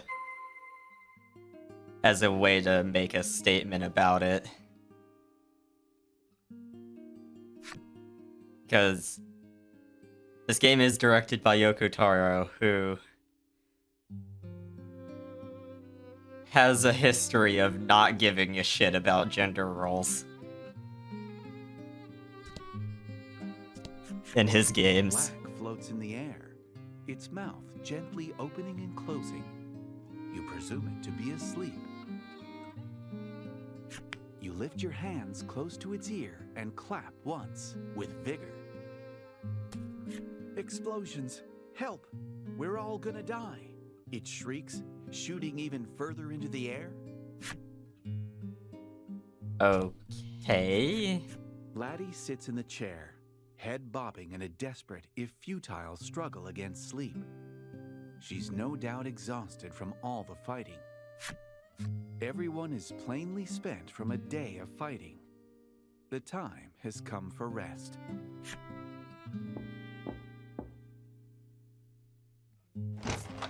I wanted to check out the desk. Enter the maiden's match with me, Livia blurts out nonsensically, barreling into your room. Oblivion is a game. Yeah.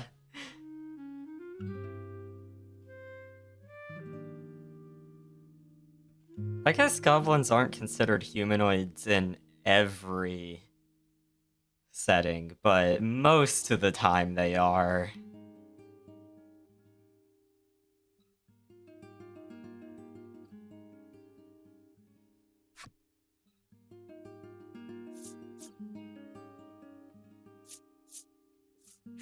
It's a special tournament, and it starts soon, Livia explains breathlessly. As it happens, they'll select the next maiden from the winners. A fitting festival for the might-obsessed hero's dominion, you think. But will they actually recognize Livia as the next maiden if he wins? Livia says he simply wants to win the tournament and gaze smugly at all the people who've called him weak over the years. Fair enough. I get that. You think back on how the citizens I of the feel that. Dominion treat Livia.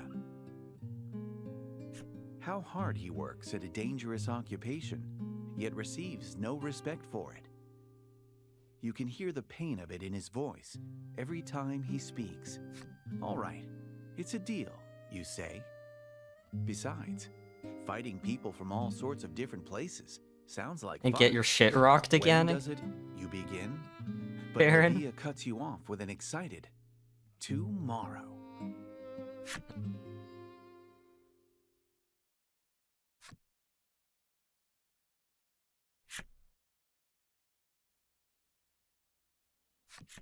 The sun is dazzling on this, the morning of the tournament. The clanking of blades echoes all around you. Let's get to reception quick, Lavia chirps as he joins you en route to the arena. And he's gone.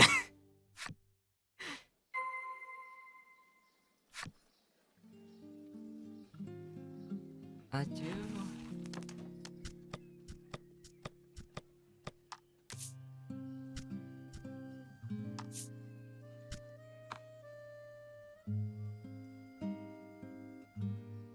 Yeah, I'm gonna make a separate save first, but I do want to see what the desk interaction was there.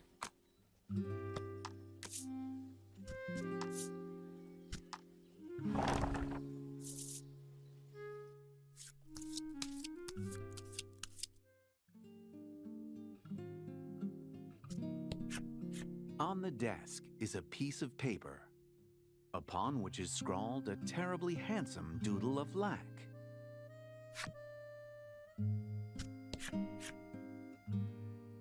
Okay then. There's nothing out there that can't be dealt with tomorrow, after all. You return to your room. Alright. That self-care package is a good time to... I was going to...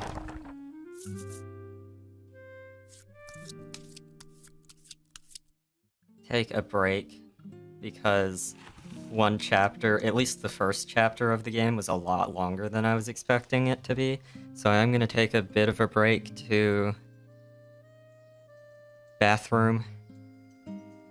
And I kind of want to get some coffee or hot chocolate, or probably a hot chocolate mixed into coffee.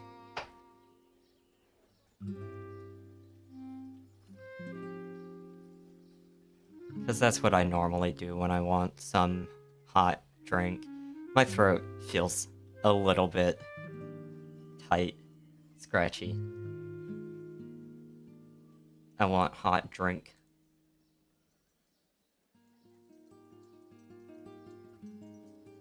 And I like coffee and hot chocolate.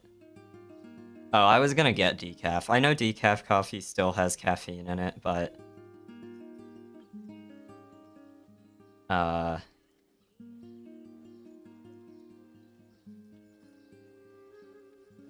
It's... Oh, coffee smells amazing, but I do also really like the taste. Especially with chocolate, but... Coffee being a good mix with chocolate is not, like, that unheard of, so...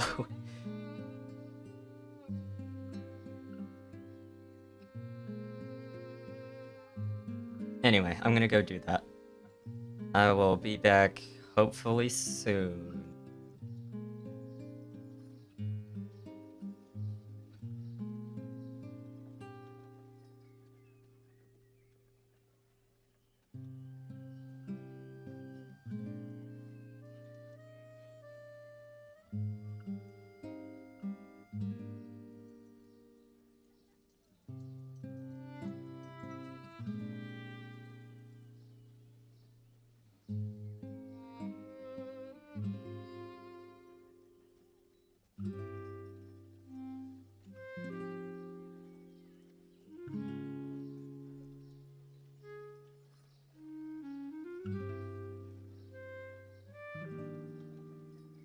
Oh boy, we're talking about alcohol.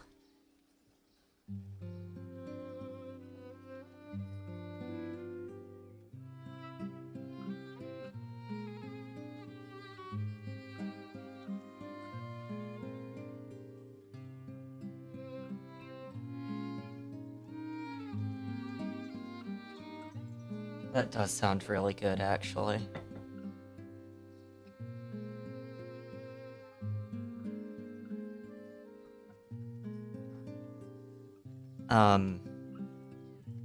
Fruit alcohol in general is nice.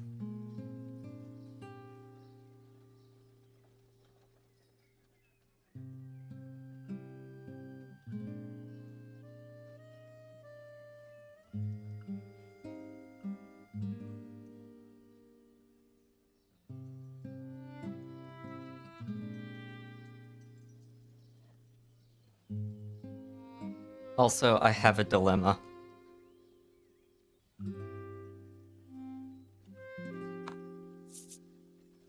Fuzzy Navels is a name for alcohol. So, a few days ago, pre-orders opened for Nendoroid Hitori Goto Here from to pick up a Bochi the few Rock. scars? She's man the main behind the character, desk asks Bochi, with a smirk. from Bochi the He Rock. begins explaining They the also rules just of the announced Maiden's match. Nendoroids for the rest of the band. Just now. Earlier today, I think.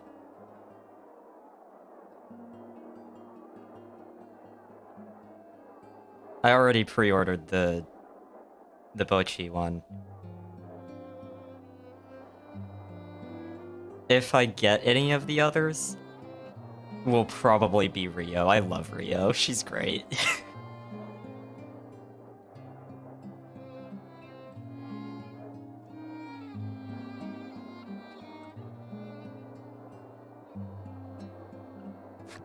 Participants register in pairs, taking on the roles of maiden and attendant as they fight. Once you're registered, you can go wait in the vestibule, the man explains, gesturing at the far door. Ah. Oh. Thank you, Cinnamon.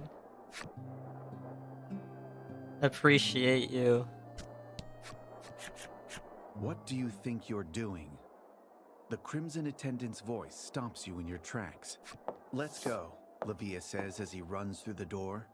Perhaps I know it's presuming that 5 Gladio pennies, has but no still. business dictating what he can and cannot enter. Immature brat, Gladio sighs, his helmet hiding his expression from view. Even so, you detect a note of worry rather than fury in his voice.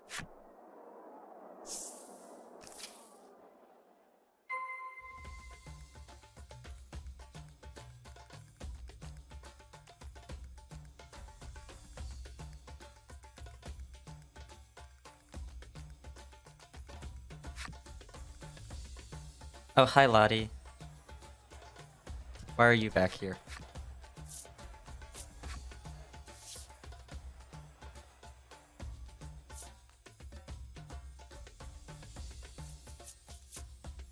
I'm escaping to the one place that hasn't been corrupted by capitalism. Space! Yikes. I should really play Red Alert someday. I don't particularly love RTSs or 4X games in general, except for Scythe. But I kind of really want to play Command and Conquer Red Alert too. I've been meaning to start listening through it, Cinnamon.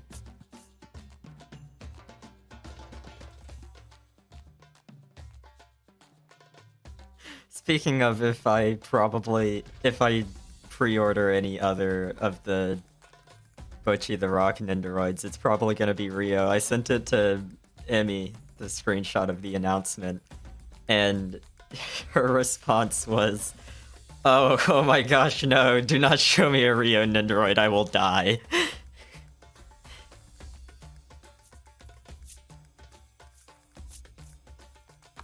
Rio is great.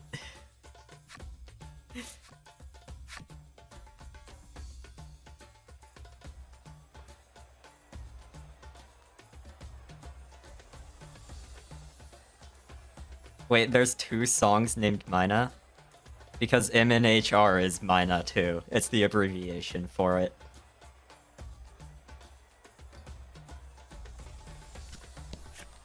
I'll go easy on you, the woman says, Okay. brimming with confidence. Interesting.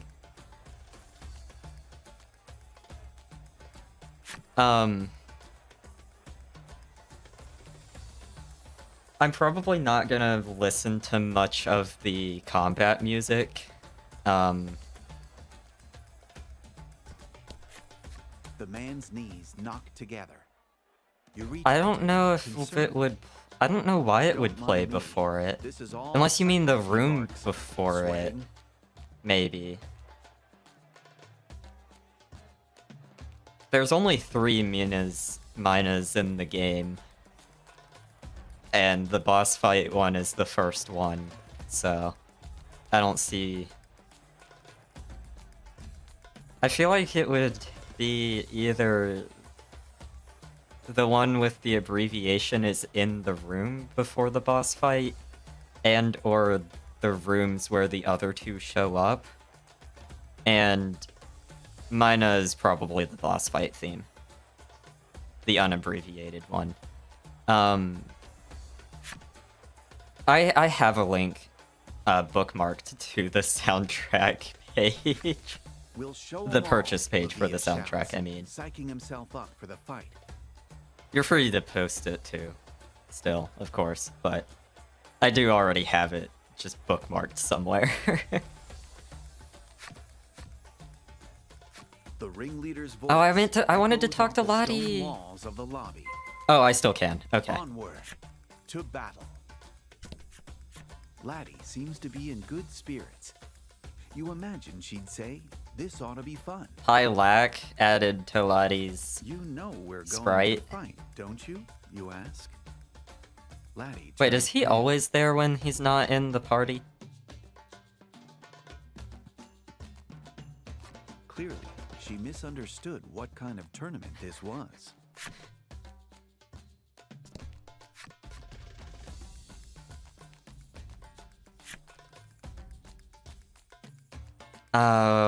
What was I saying? Oh,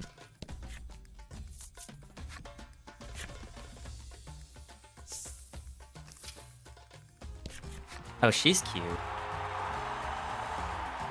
Wait, are you... Yeah, I was gonna say, Warriors from Another Land. Her outfit looks really similar to the mages from the first game. It looks really similar to the first game's mage's outfit.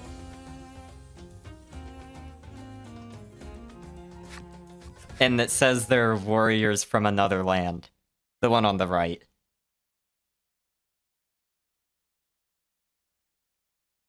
And they have the same hair color. They have the same headband. It is the exact same headband.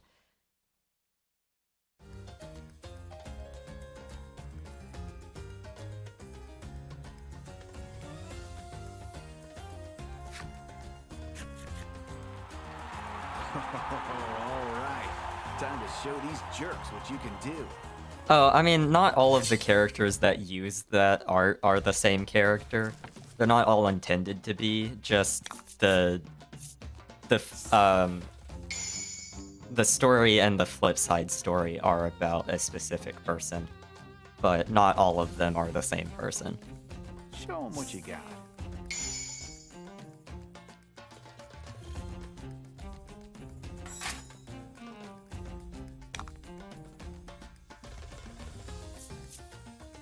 Oh, these have happenstance cards, even though they're not exactly boss fights.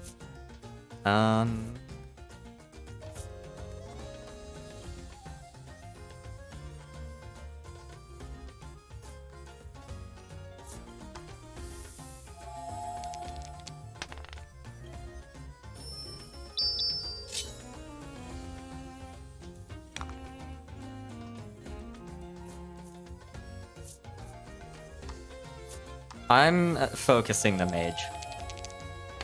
In any game, I'm assuming a mage either has support or really powerful magic as a backup.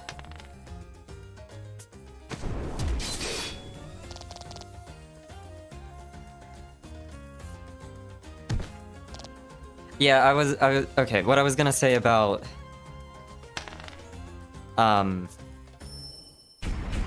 the soundtrack earlier, I'm probably not going to listen to most of the combat themes because, like, they are still good, they're very much either like industrial metal and some breakcore, and neither of those are really my thing.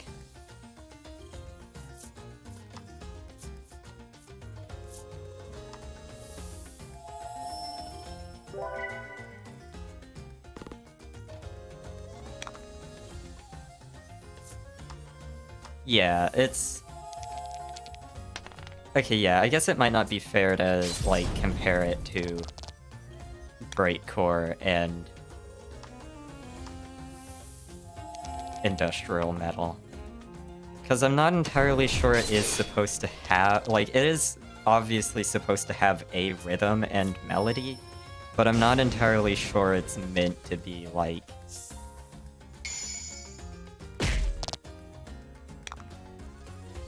music. Like, it's supposed to be off-putting. I don't know how to word what I'm trying to say. They do have weaknesses.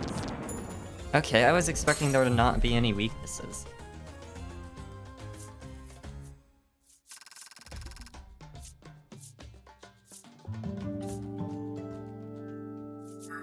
Charge!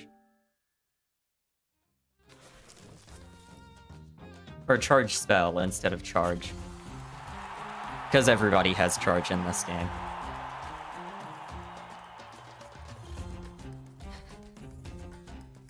I mean, guns... Humans aren't any more weak to gun damage than most other damage. It's just guns are a lot easier to do the damage with.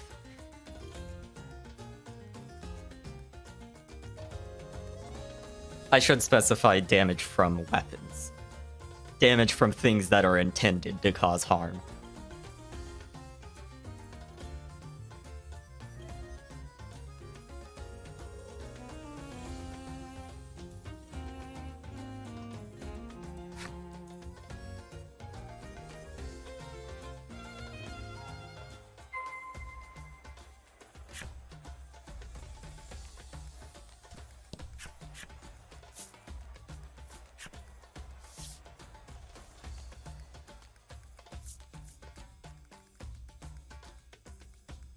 Also, I completely did not register that we have access to Supreme Salves already.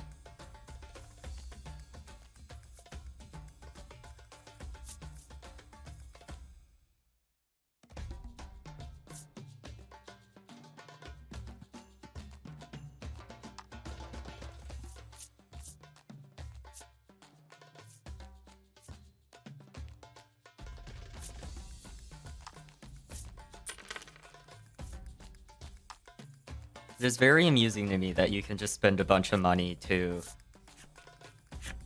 heal between each fight.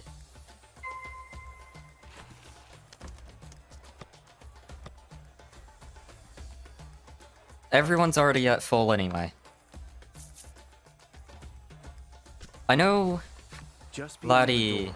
you hear a cacophony of clattering steel.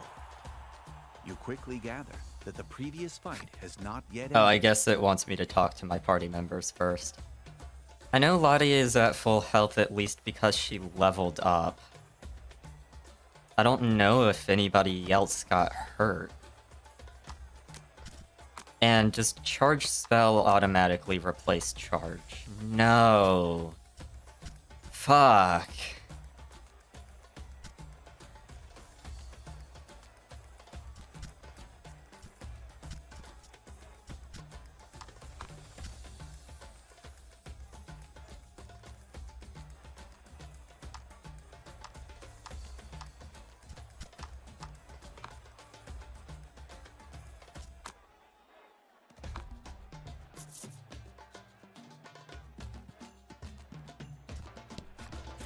Probably. The man says. Actually, at that point, just replace every enemy with Falca. Actually, no, Falca's fight has some mechanics in it that probably wouldn't work so well outside of her specific room. But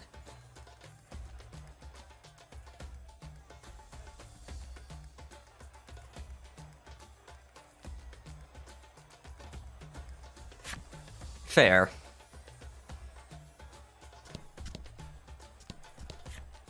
You're not the worst I've fought, the woman says. She is Still the only exuding other confidence. enemy with ranged damage. Oh, I accidentally aid my entire scene in OBS.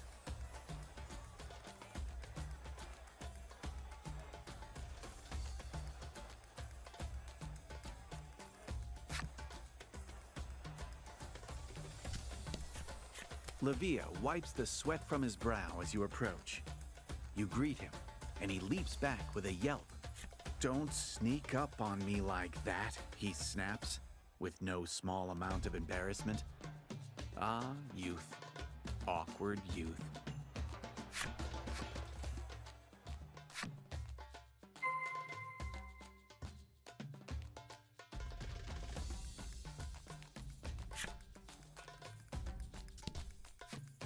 Laddie can hardly contain her excitement at having won. You can tell because she's looking up at the sky, furiously punching the air above her head. She's adorable.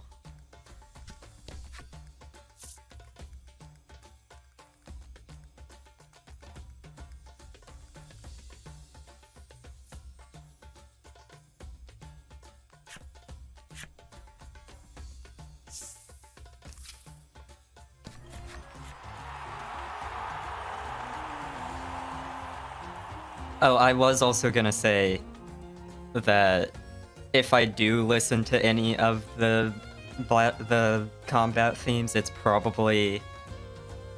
is going to depend on whether Kentucky Meat Shower is a combat theme, because I'm listening to that one regardless. With a title like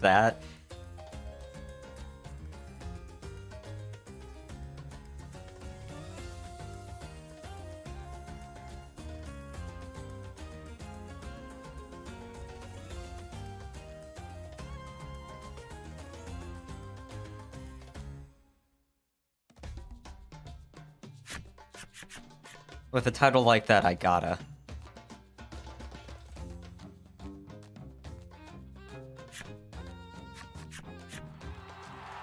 Okay, the only way out is through.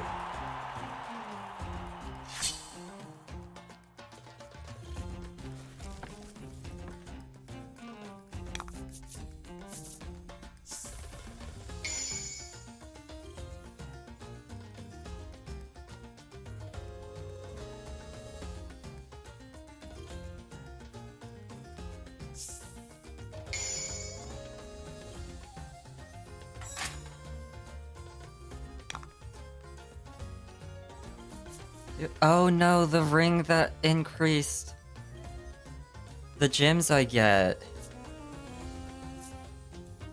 Oh, they gave Charge an icon to differentiate it from heal, but Charge spell just still uses the same.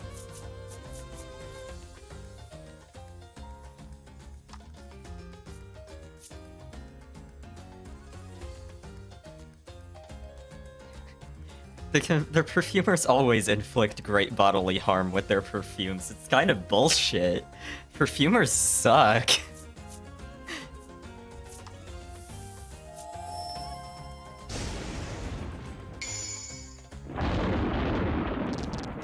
Fortune favors the bold. Do pots scale with anything in Elden Ring? Because I know I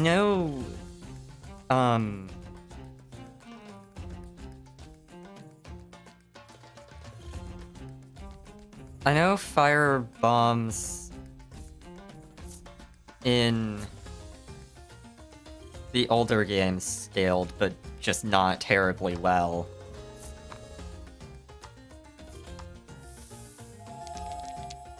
The perfumes are really good, but they do require you to interact with the crafting system literally at all, so a lot of people just ignored them.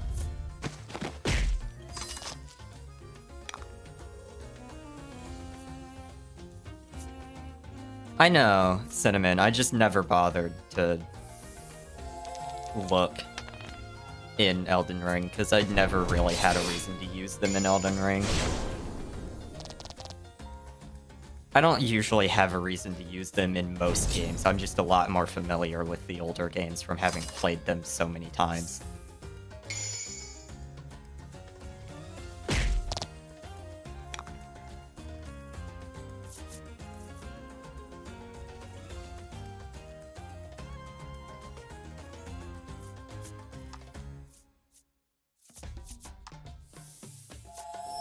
Oh.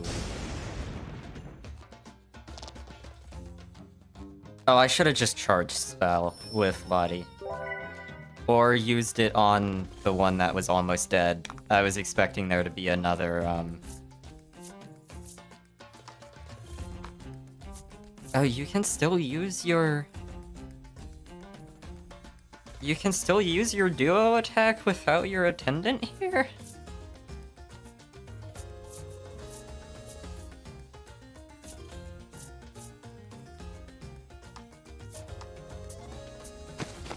Please die.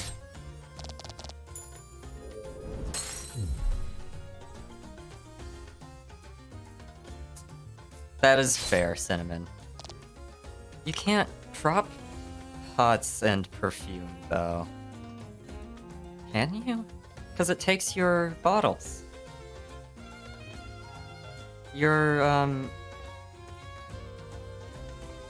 cracked pots and perfume bottles are treated as your capacity for how many you can carry at a time. So I wouldn't expect it to let you drop them to do. Hi, Toasty. I hope you're doing well. I also forgot to do the head pat that Emmy had when I got back, so I'm gonna leave them on for a bit. Oh, yeah, okay. Fair enough.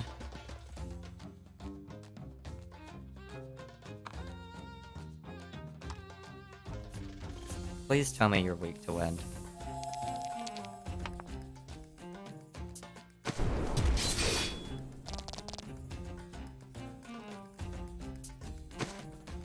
Ouch. Yikes. I was right to expect that there would be an all takes damage thing coming. But I wasn't expecting her to have a heal.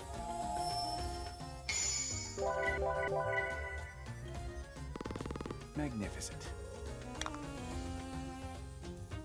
Oh.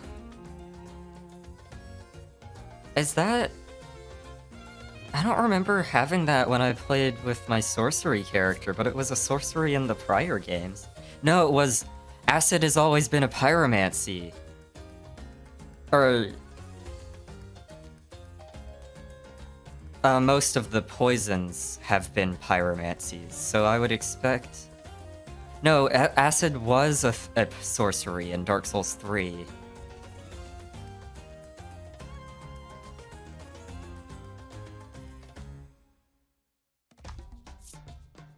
Oh, that makes sense. That makes sense that they would put it in perfumes.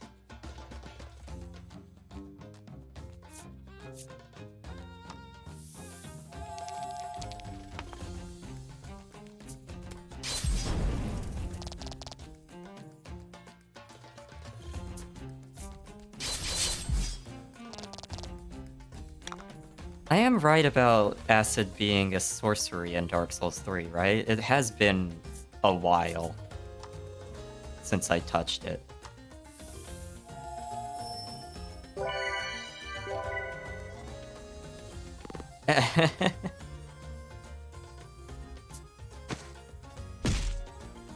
It's a pyromancy?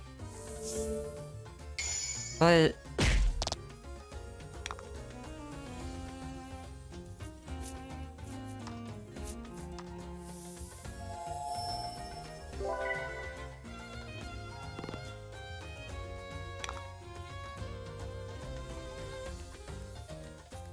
Mercury Mist was a sorcery. Or Mercury, whatever the one that had Mercury in the name, was a sorcery.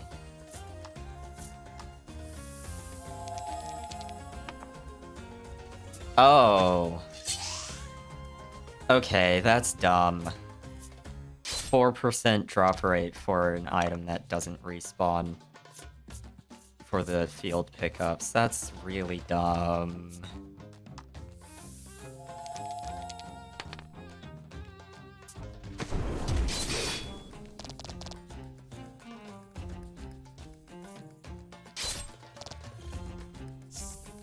No! No!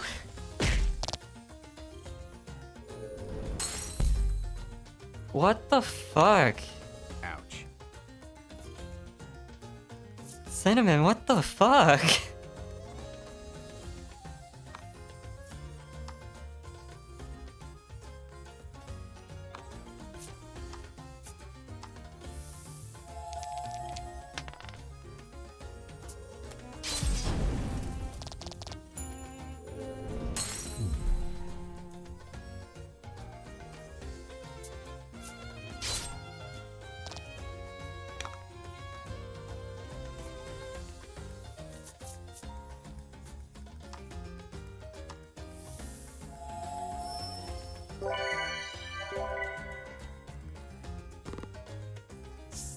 Stop.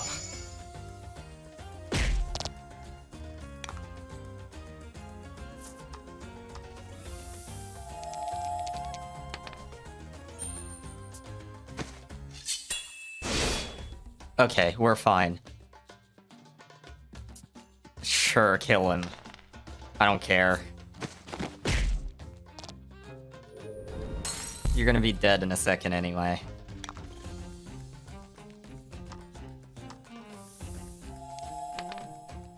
Well. Minimum damage, but still.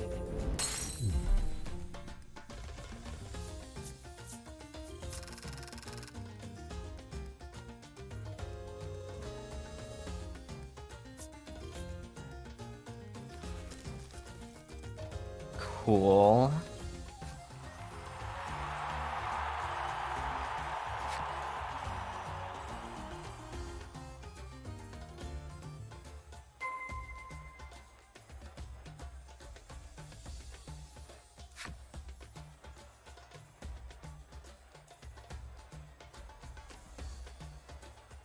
Yeah.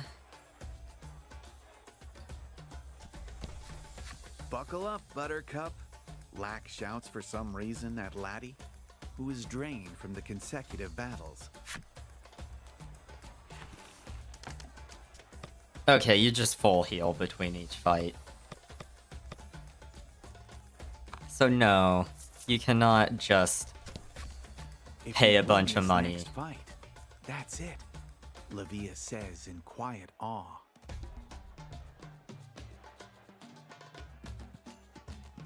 To heal between each fight because you are at full. Let's Automatically. wipe those smug looks off everyone's faces, you say by way of encouragement?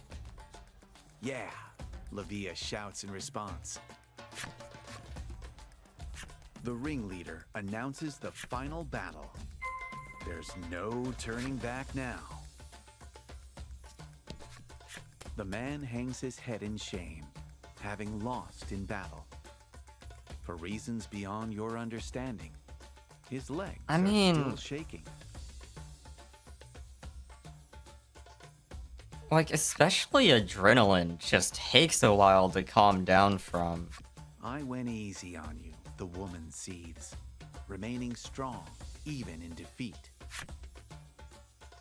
You got deleted, lady.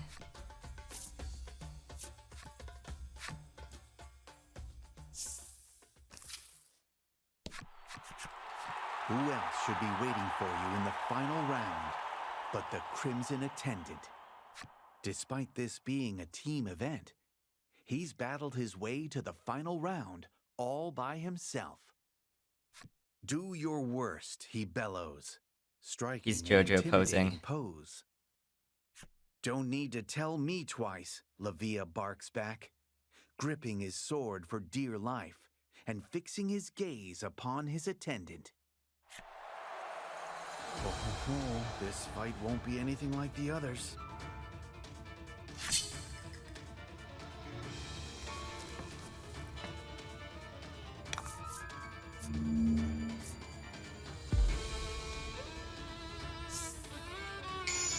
His stats are just all higher. Yeah, I was expecting Gladio to join us for the last fight, but sure.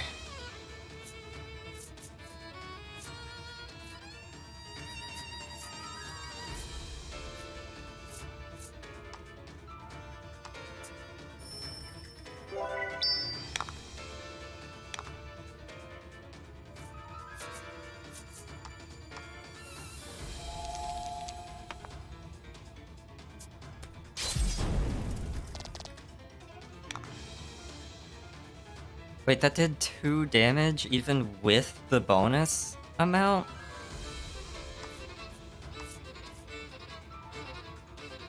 That should have done at least 4.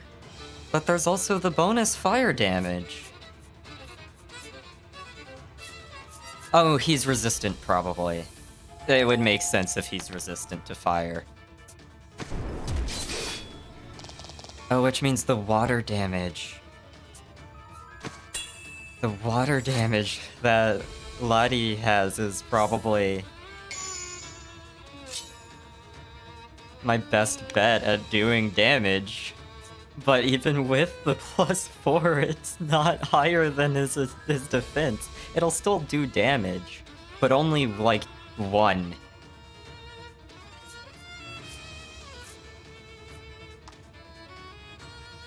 Why can you not change Lottie's weapon? The only way you can increase her attack is with one of the rings that increases attack. This does not work off of heat metal rules or shocking grasp rules. If it was heat metal rules, I would just do the cooking book.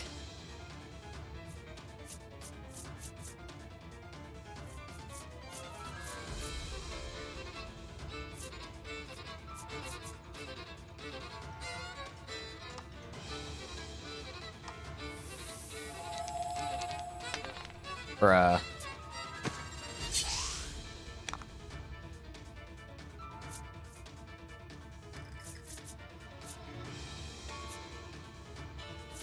Cooking book.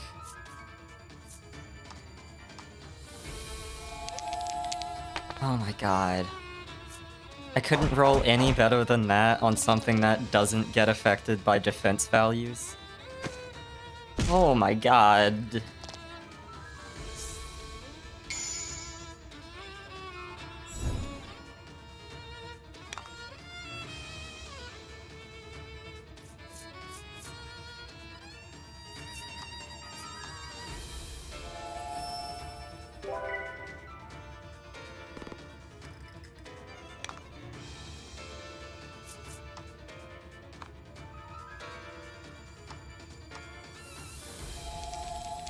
Nice. Are you fucking kidding me? You rolled 4 twice in a row? I'm gonna commit murder. There we go.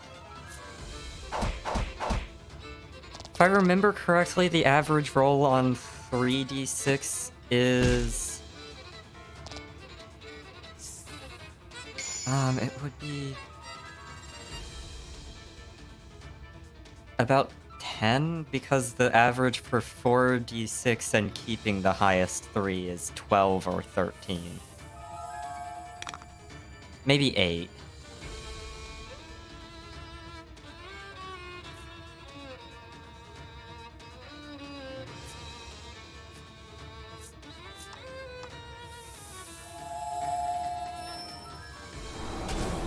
What? What?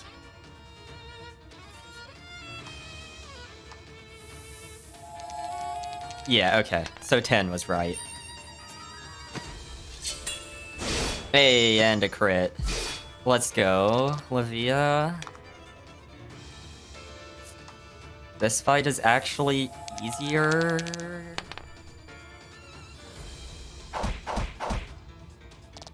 Wait, so that first fight implies...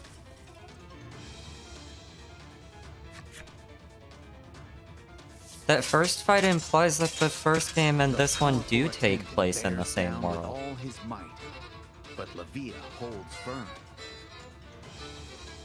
Which... I mean, okay, sure, but it kind of didn't seem like they would to me.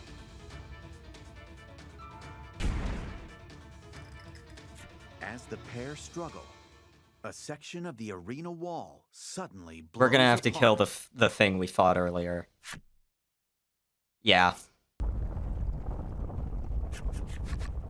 A familiar beast emerges from the dust and the rubble. One you swear you saw in chains but a day ago. Whipped into a frenzy, the beast whirls a hammer over its head and charges you.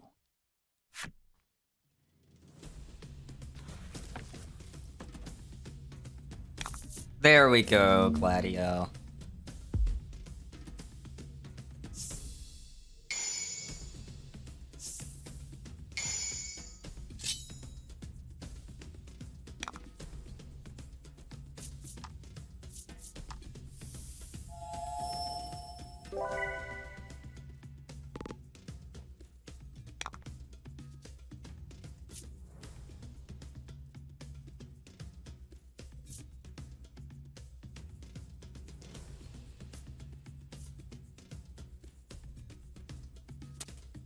I just looked at how much damage this thing has.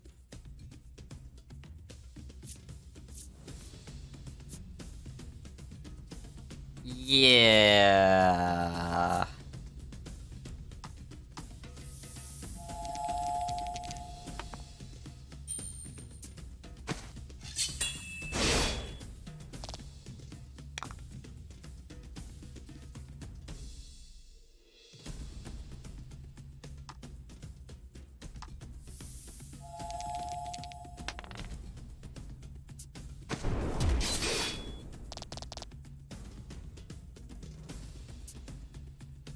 God damn it. I mean, at least it's not doing just normal damage with that much. It's doing just guaranteed half. That probably would have fucking...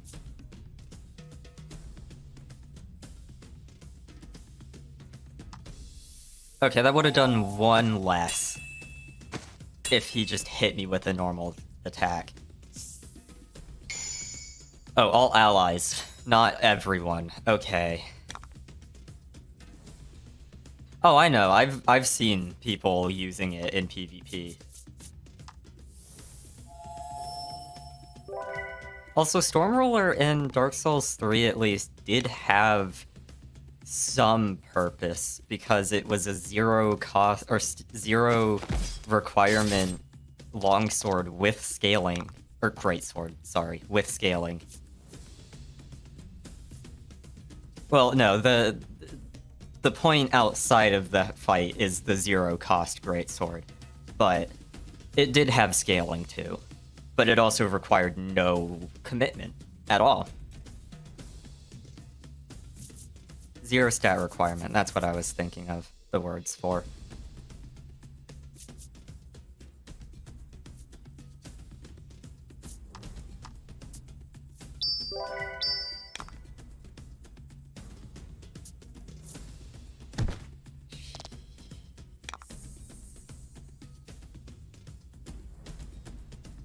Yeah, that's why I specified more that it's the zero stat requirement.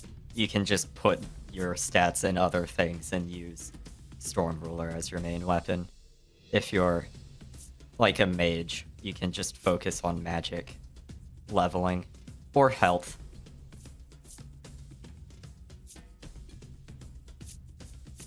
Although you could probably still do better damage with a raw infusion and a spell buff. or just a magic infusion.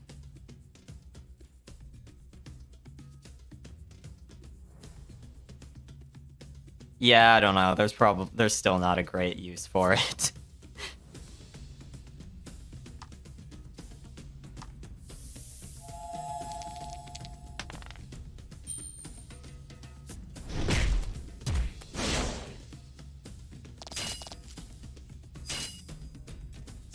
I like that the defense down effect is the card being crumpled and cracked.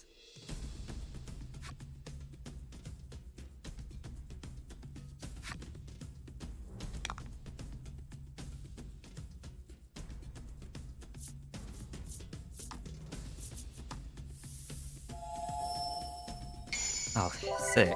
Hell yeah.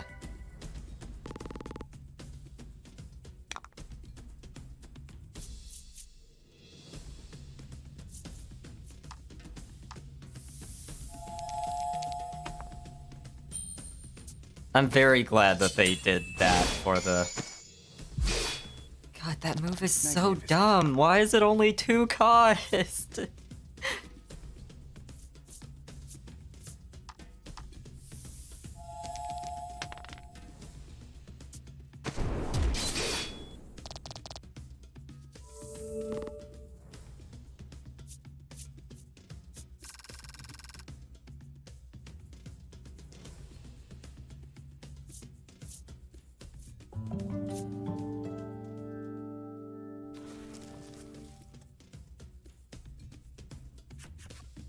It has been a brutal struggle.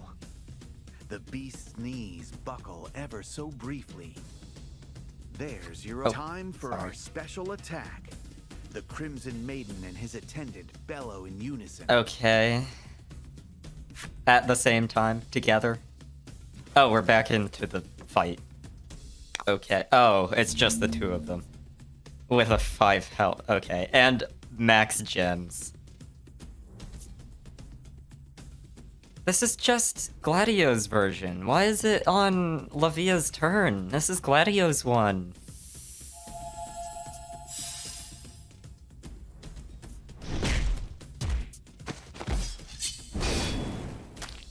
Oh. Okay, that's... Yeah.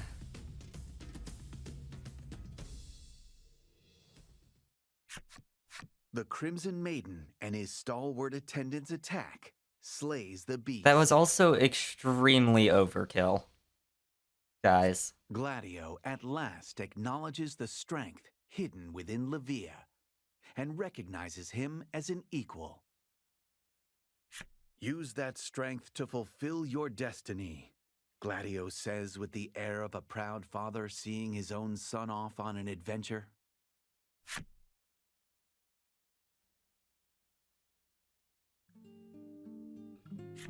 Lavia prepares to address the raucous crowd.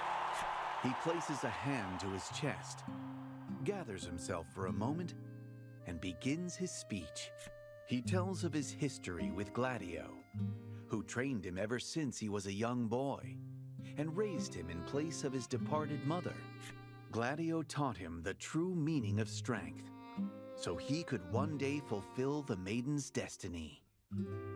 He molded Lavia into a strong young man from an immature boy. And now that his strength has been universally recognized, Lavia tells the crowd it is time to reveal a truth that he has kept well hidden. Lavia is in fact a woman, and thus Really? the rightful successor to the Crimson Maiden. Really?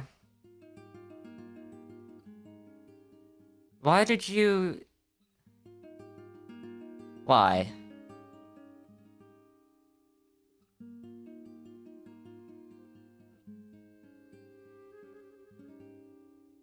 Why?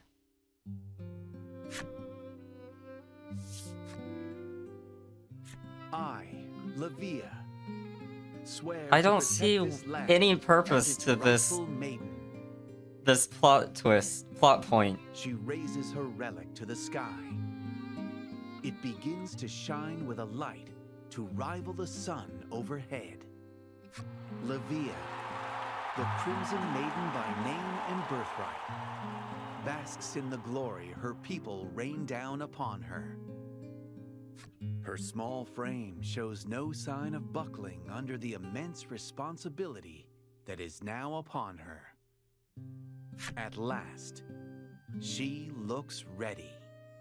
Livia is mobbed by a heaving crowd of admirers, seeing as they're bound to keep her busy for some time, and surmising that there will be other opportunities to borrow the relic, you decide to depart Hero's Dominion.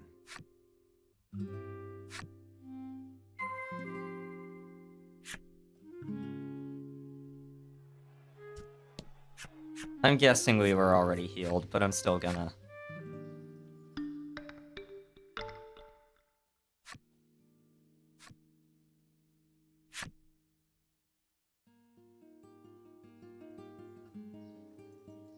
Also... not skills.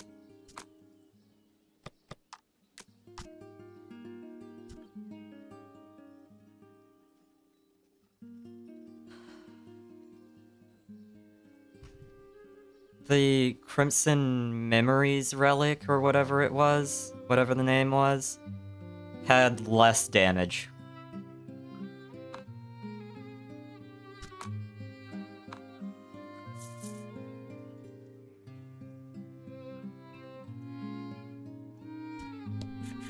You bid the Dominion farewell. As the sun dyes the sky a deep red. Like, I don't mind this character is a different gender than people originally assumed thing. Even as a plot twist, even though it is kind of dumb to make it a plot twist for something that important, but it makes no sense in this situation. Why would you... Why... What is the motivation to hide that? The voice belongs to none other than the Crimson Maiden herself. Okay, I do really like the rose pattern. It's not great as a plot twist. I don't mind it. It's not great. She approaches you, serene and calm as can be. Who is this person? Was the belligerence and bravado all an act? A lie? Is there a difference? Crimson Memories relic, yeah. Your friendship forged in the crucible of battle. She hands the Maiden's relic. Oh, is this gonna be a weapon for Laddie? On the condition that should she become a maiden, Laddie must visit the Dominion and return the relic.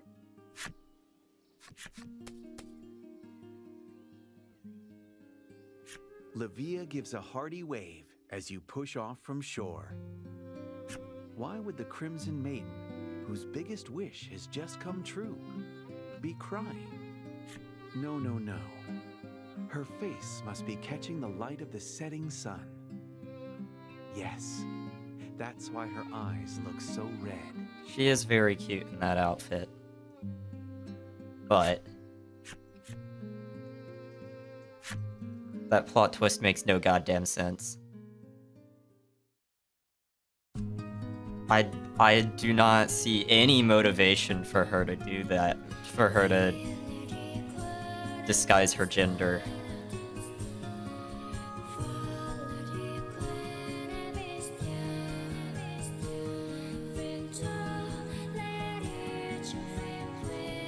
I mean, that wasn't a plot twist, that was just a funny play on wording, and a lot of things have used that since. Like in God of War 2018, the no fires in all the 9 realms can melt that ice, and then Kratos is like, but this fire's not from the 9 realms, it's from the outside.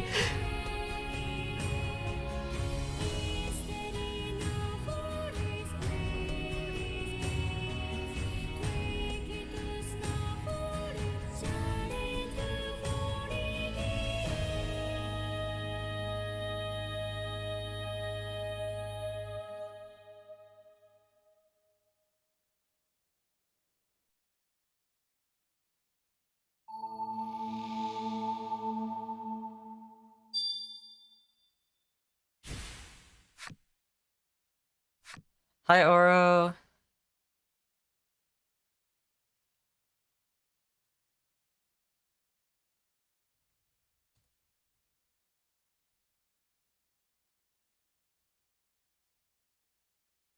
Go follow Oro.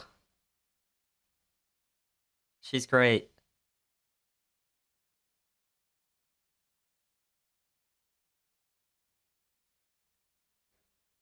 Thank you, Cinnamon. Emmy and Mochi.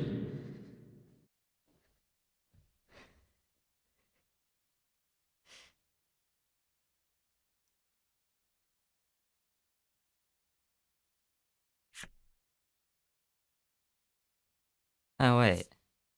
Did I get a new... I already have a bunch of them. Did I get a new one, though? Oh, hell yeah. Laddie gazes out at the horizon from the deck of the ship as it rolls over the waves. The Crimson Maiden became a maiden in the end. You reckon Laddie's thinking about that journey and what it means for her. Laddie takes out her book and scribbles something inside, which she then shows to you. Wait, was the point there supposed to be that Livia is trans? Is that what that was? Because it did not come off that way to me at all.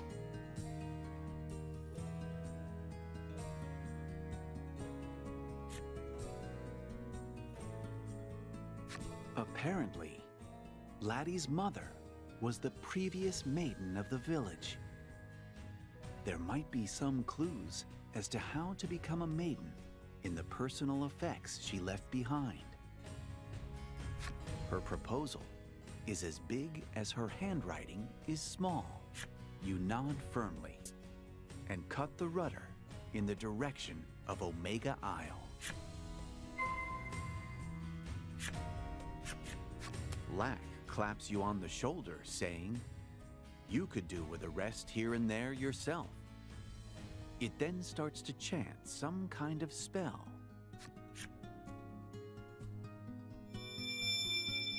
Please ask before you do something to my boat.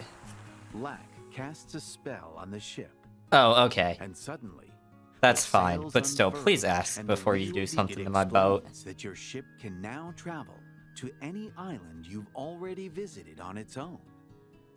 You've never seen Lack look so smug with itself. That's funny. And that's saying something.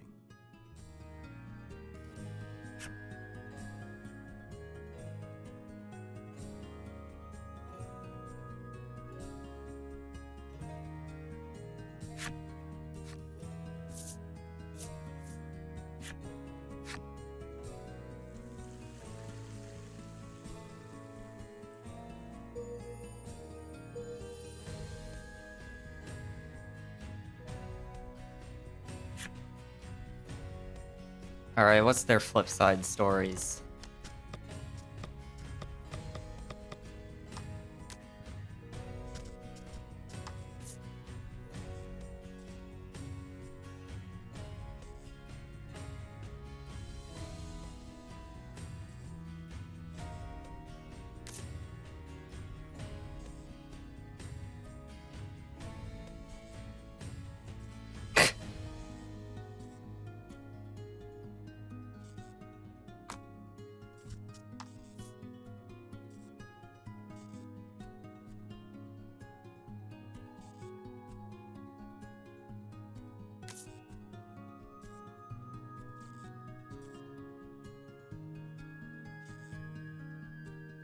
Oh my god.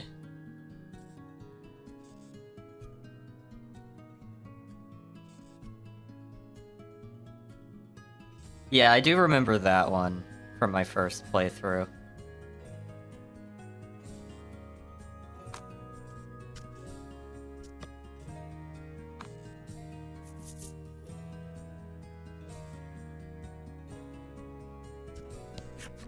You find yourselves back in the village Laddie had hitherto refused to return to.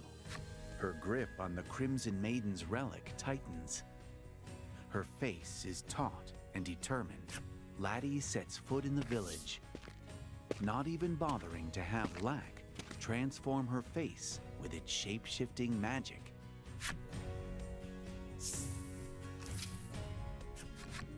So, you've returned, a woman says with no small amount of displeasure. What a warm welcome. The woman heads out of view towards the center of town, as if fleeing from Laddie's very presence. You know that Laddie, for her part, wants to become a maiden so she can protect these people. You just hope you can get that message through to them. I just realized Laddie reminds me a lot of Sailor Moon, but with, like, turquoise hair.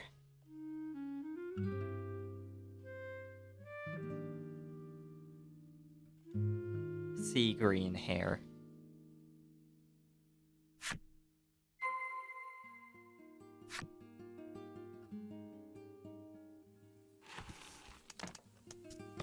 The twin tails with the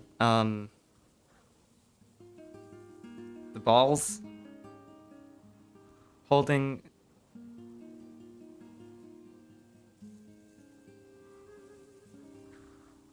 I don't know what it's called. The hairbands with the balls on them.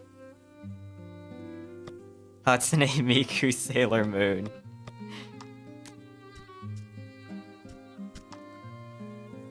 Oh, it's 5 gems? Yike. Still, that is a lot better healing spell.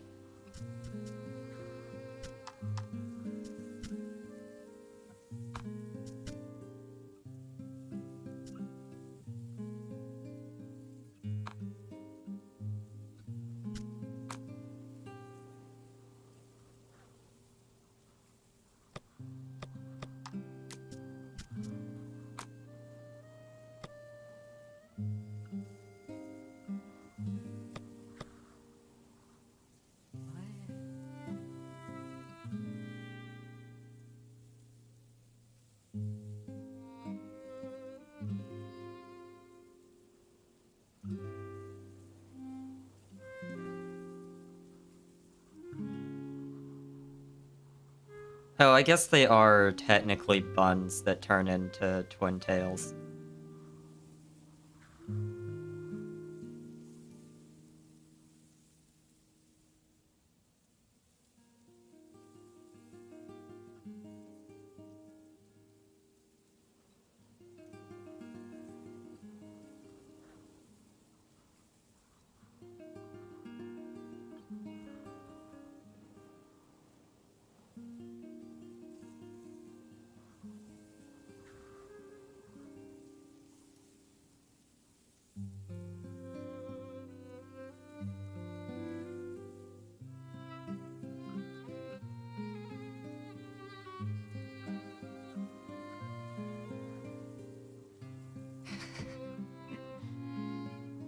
Bun.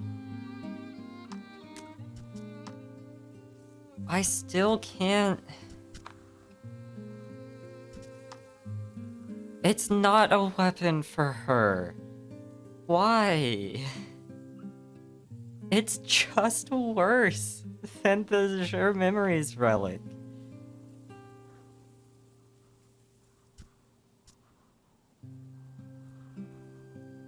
One extra defense is not that important, and speed is not important in this game. From what I remember of the mechanics, speed just determines turn order, not frequency. I might be wrong about that. I haven't looked into the stat mechanics a ton, but...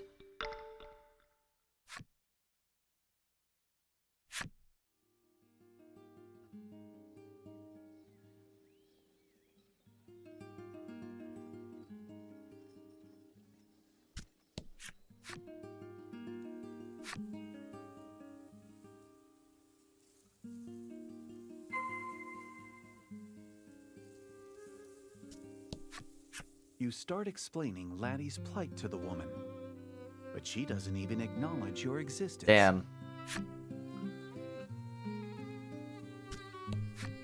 You ask the girl if she'd like to play with Laddie, but she simply glares at you and says, "Mom told me not to talk to you." The frankly heartless reception Laddie receives begins to weigh on her. Her head hangs low. Her resolve from earlier, now a distant memory. Whatever happened here? It's frayed her relations with the village, even more than you thought. You all decide it's best to leave the villagers alone for the time being, and instead search for her mother's personal Yawn. effects. I don't know how much that actually picked up, but big yawn.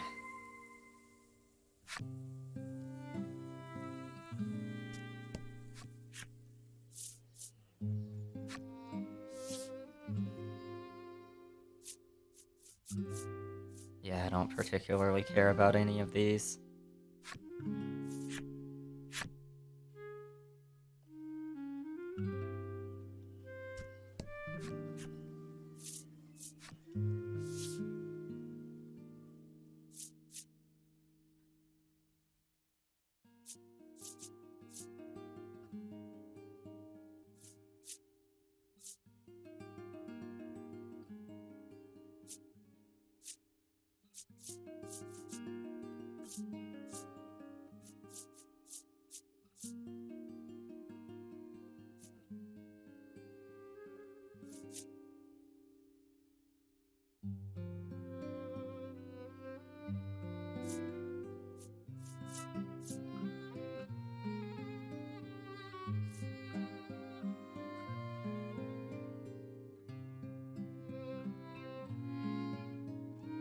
And me cute.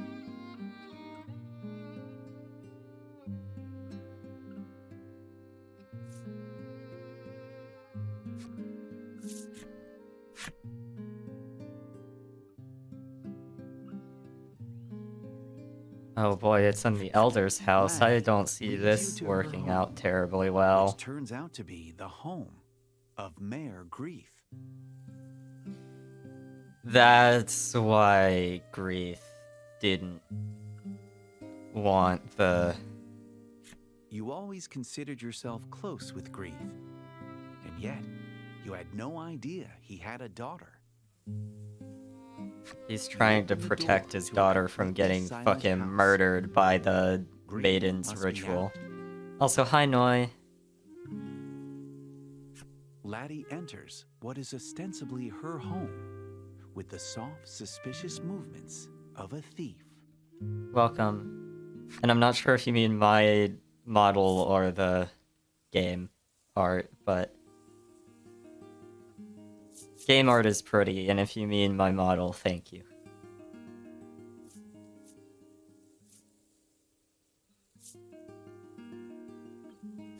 The storeroom is full of gardening implements and tools used to perform fixes around the house.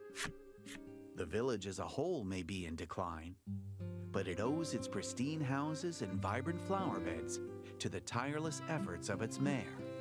Alas, you see nothing that could be the personal effects of Laddie's mother. You move on to another room. You enter the kitchen to find Lack noisily munching on a piece of fruit as it scrounges around the kitchen for more to eat.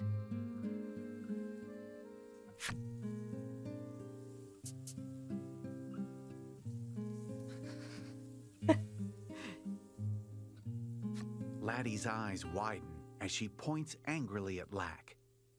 You can feel her saying, "Quit eating other people's food, you animal." But even as she scolds the self-proclaimed spirit, drool dribbles from the corner of her mouth. Why am I the one Carefully wiping wipe it away? away. That's... You search the kitchen, but don't find anything all that special. You move on to another room. Sorry, I mean... You step into Grief's I room. meant to give more of a Sunbeams greeting than from the just window welcome, but I play across keep an getting immaculately distracted, and I'm organized not the desk best and with tidy words, bookshelf. generally. But...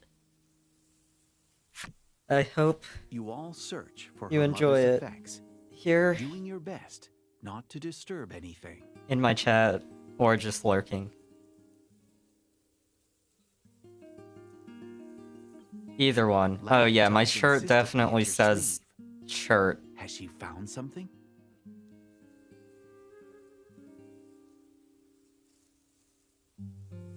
I have had people actually read my shirt as shirt, unironically.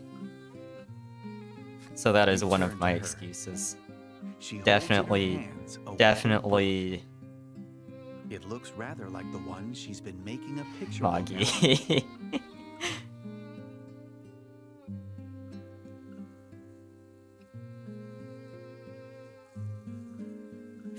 This is it. You both might Definitely finally learn something definitive completely about her mother. innocuous, Gently open my the shirt. cover. Ooh. What are you doing here? The master of the house appears, his eyes wild with suspicion, darting between you and Laddie.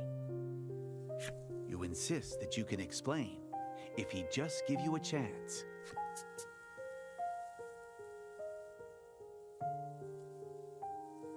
He roars, clearly not willing to give you that chance. His face contorts with demonic fury, tears forming in her eyes at the sudden and incomprehensible rage emanating from the man. Laddie runs out of the room. You give chase, not sparing a single moment to contemplate what could possibly cause someone as kind as Grief to become such a monster. It's a plush that's being sold by Good Smile Company. It's not an actual Nendoroid. Just a plush being sold by the same company. Did they announce an actual Nendoroid? Because there wasn't one at the time.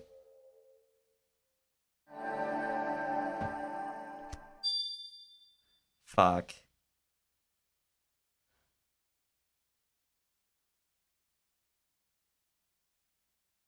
God damn it. I got too many Nendoroids on pre-order already. I don't have the money for this.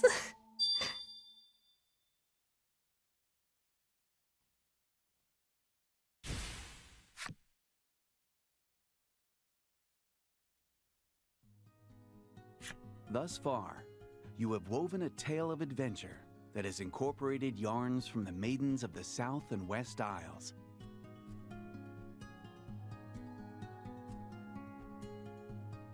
According to your navigation map, there ought to be islands home to maidens in the northern and eastern regions of the ocean as well. I can send you the link to the one I'm talking about, Cinnamon. You've likely grown quite accustomed to seafaring. Oh, From I this can point actually onward, choose. You can sail the ocean as you see fit. But be wary. One never knows what might happen out on the high seas.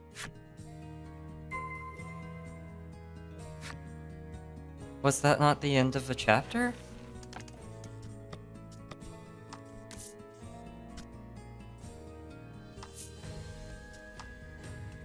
Was that not? No, intermission. Okay. I'm gonna stop here then. I did want to do... I mean, it does look a little bit off. I want more plushies. And Bridget, cute.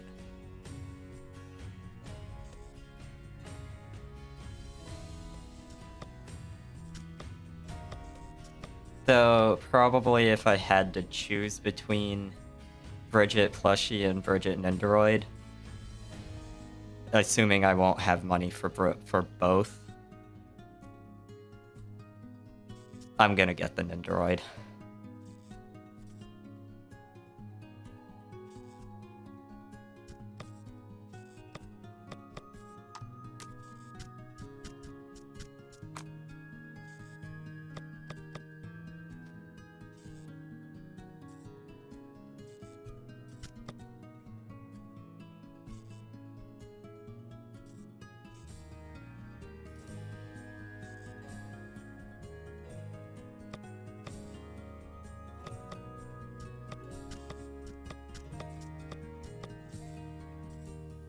I am gonna end here though.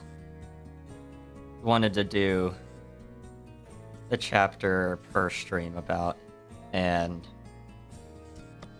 per stream of this game. And it's been a chapter. I'm expecting there to be 5, because there's 4 Maidens. So, prologue, chapters 1 through 4 are doing the Maidens stuff, and then 5 is probably going to be an ending. I don't remember how many chapters there were in the original game. In the first one, I mean.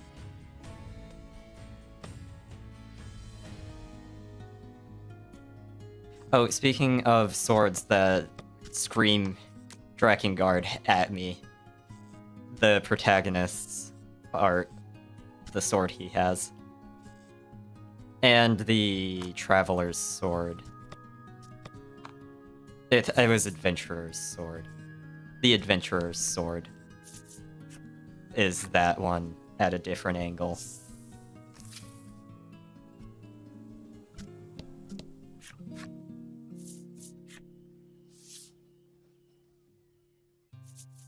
Explorer's short sword. I still had it wrong. No maidens? I mean, we have one as a permanent party member, and the other chapters have a temporary one.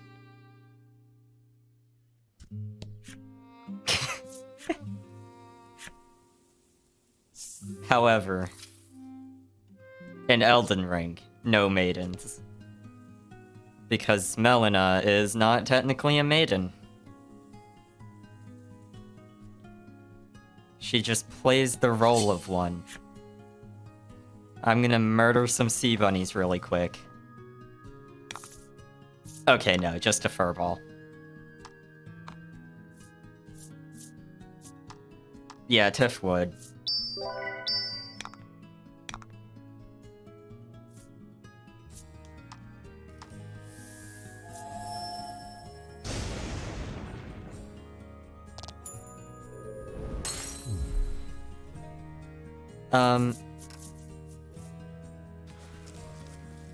Let me...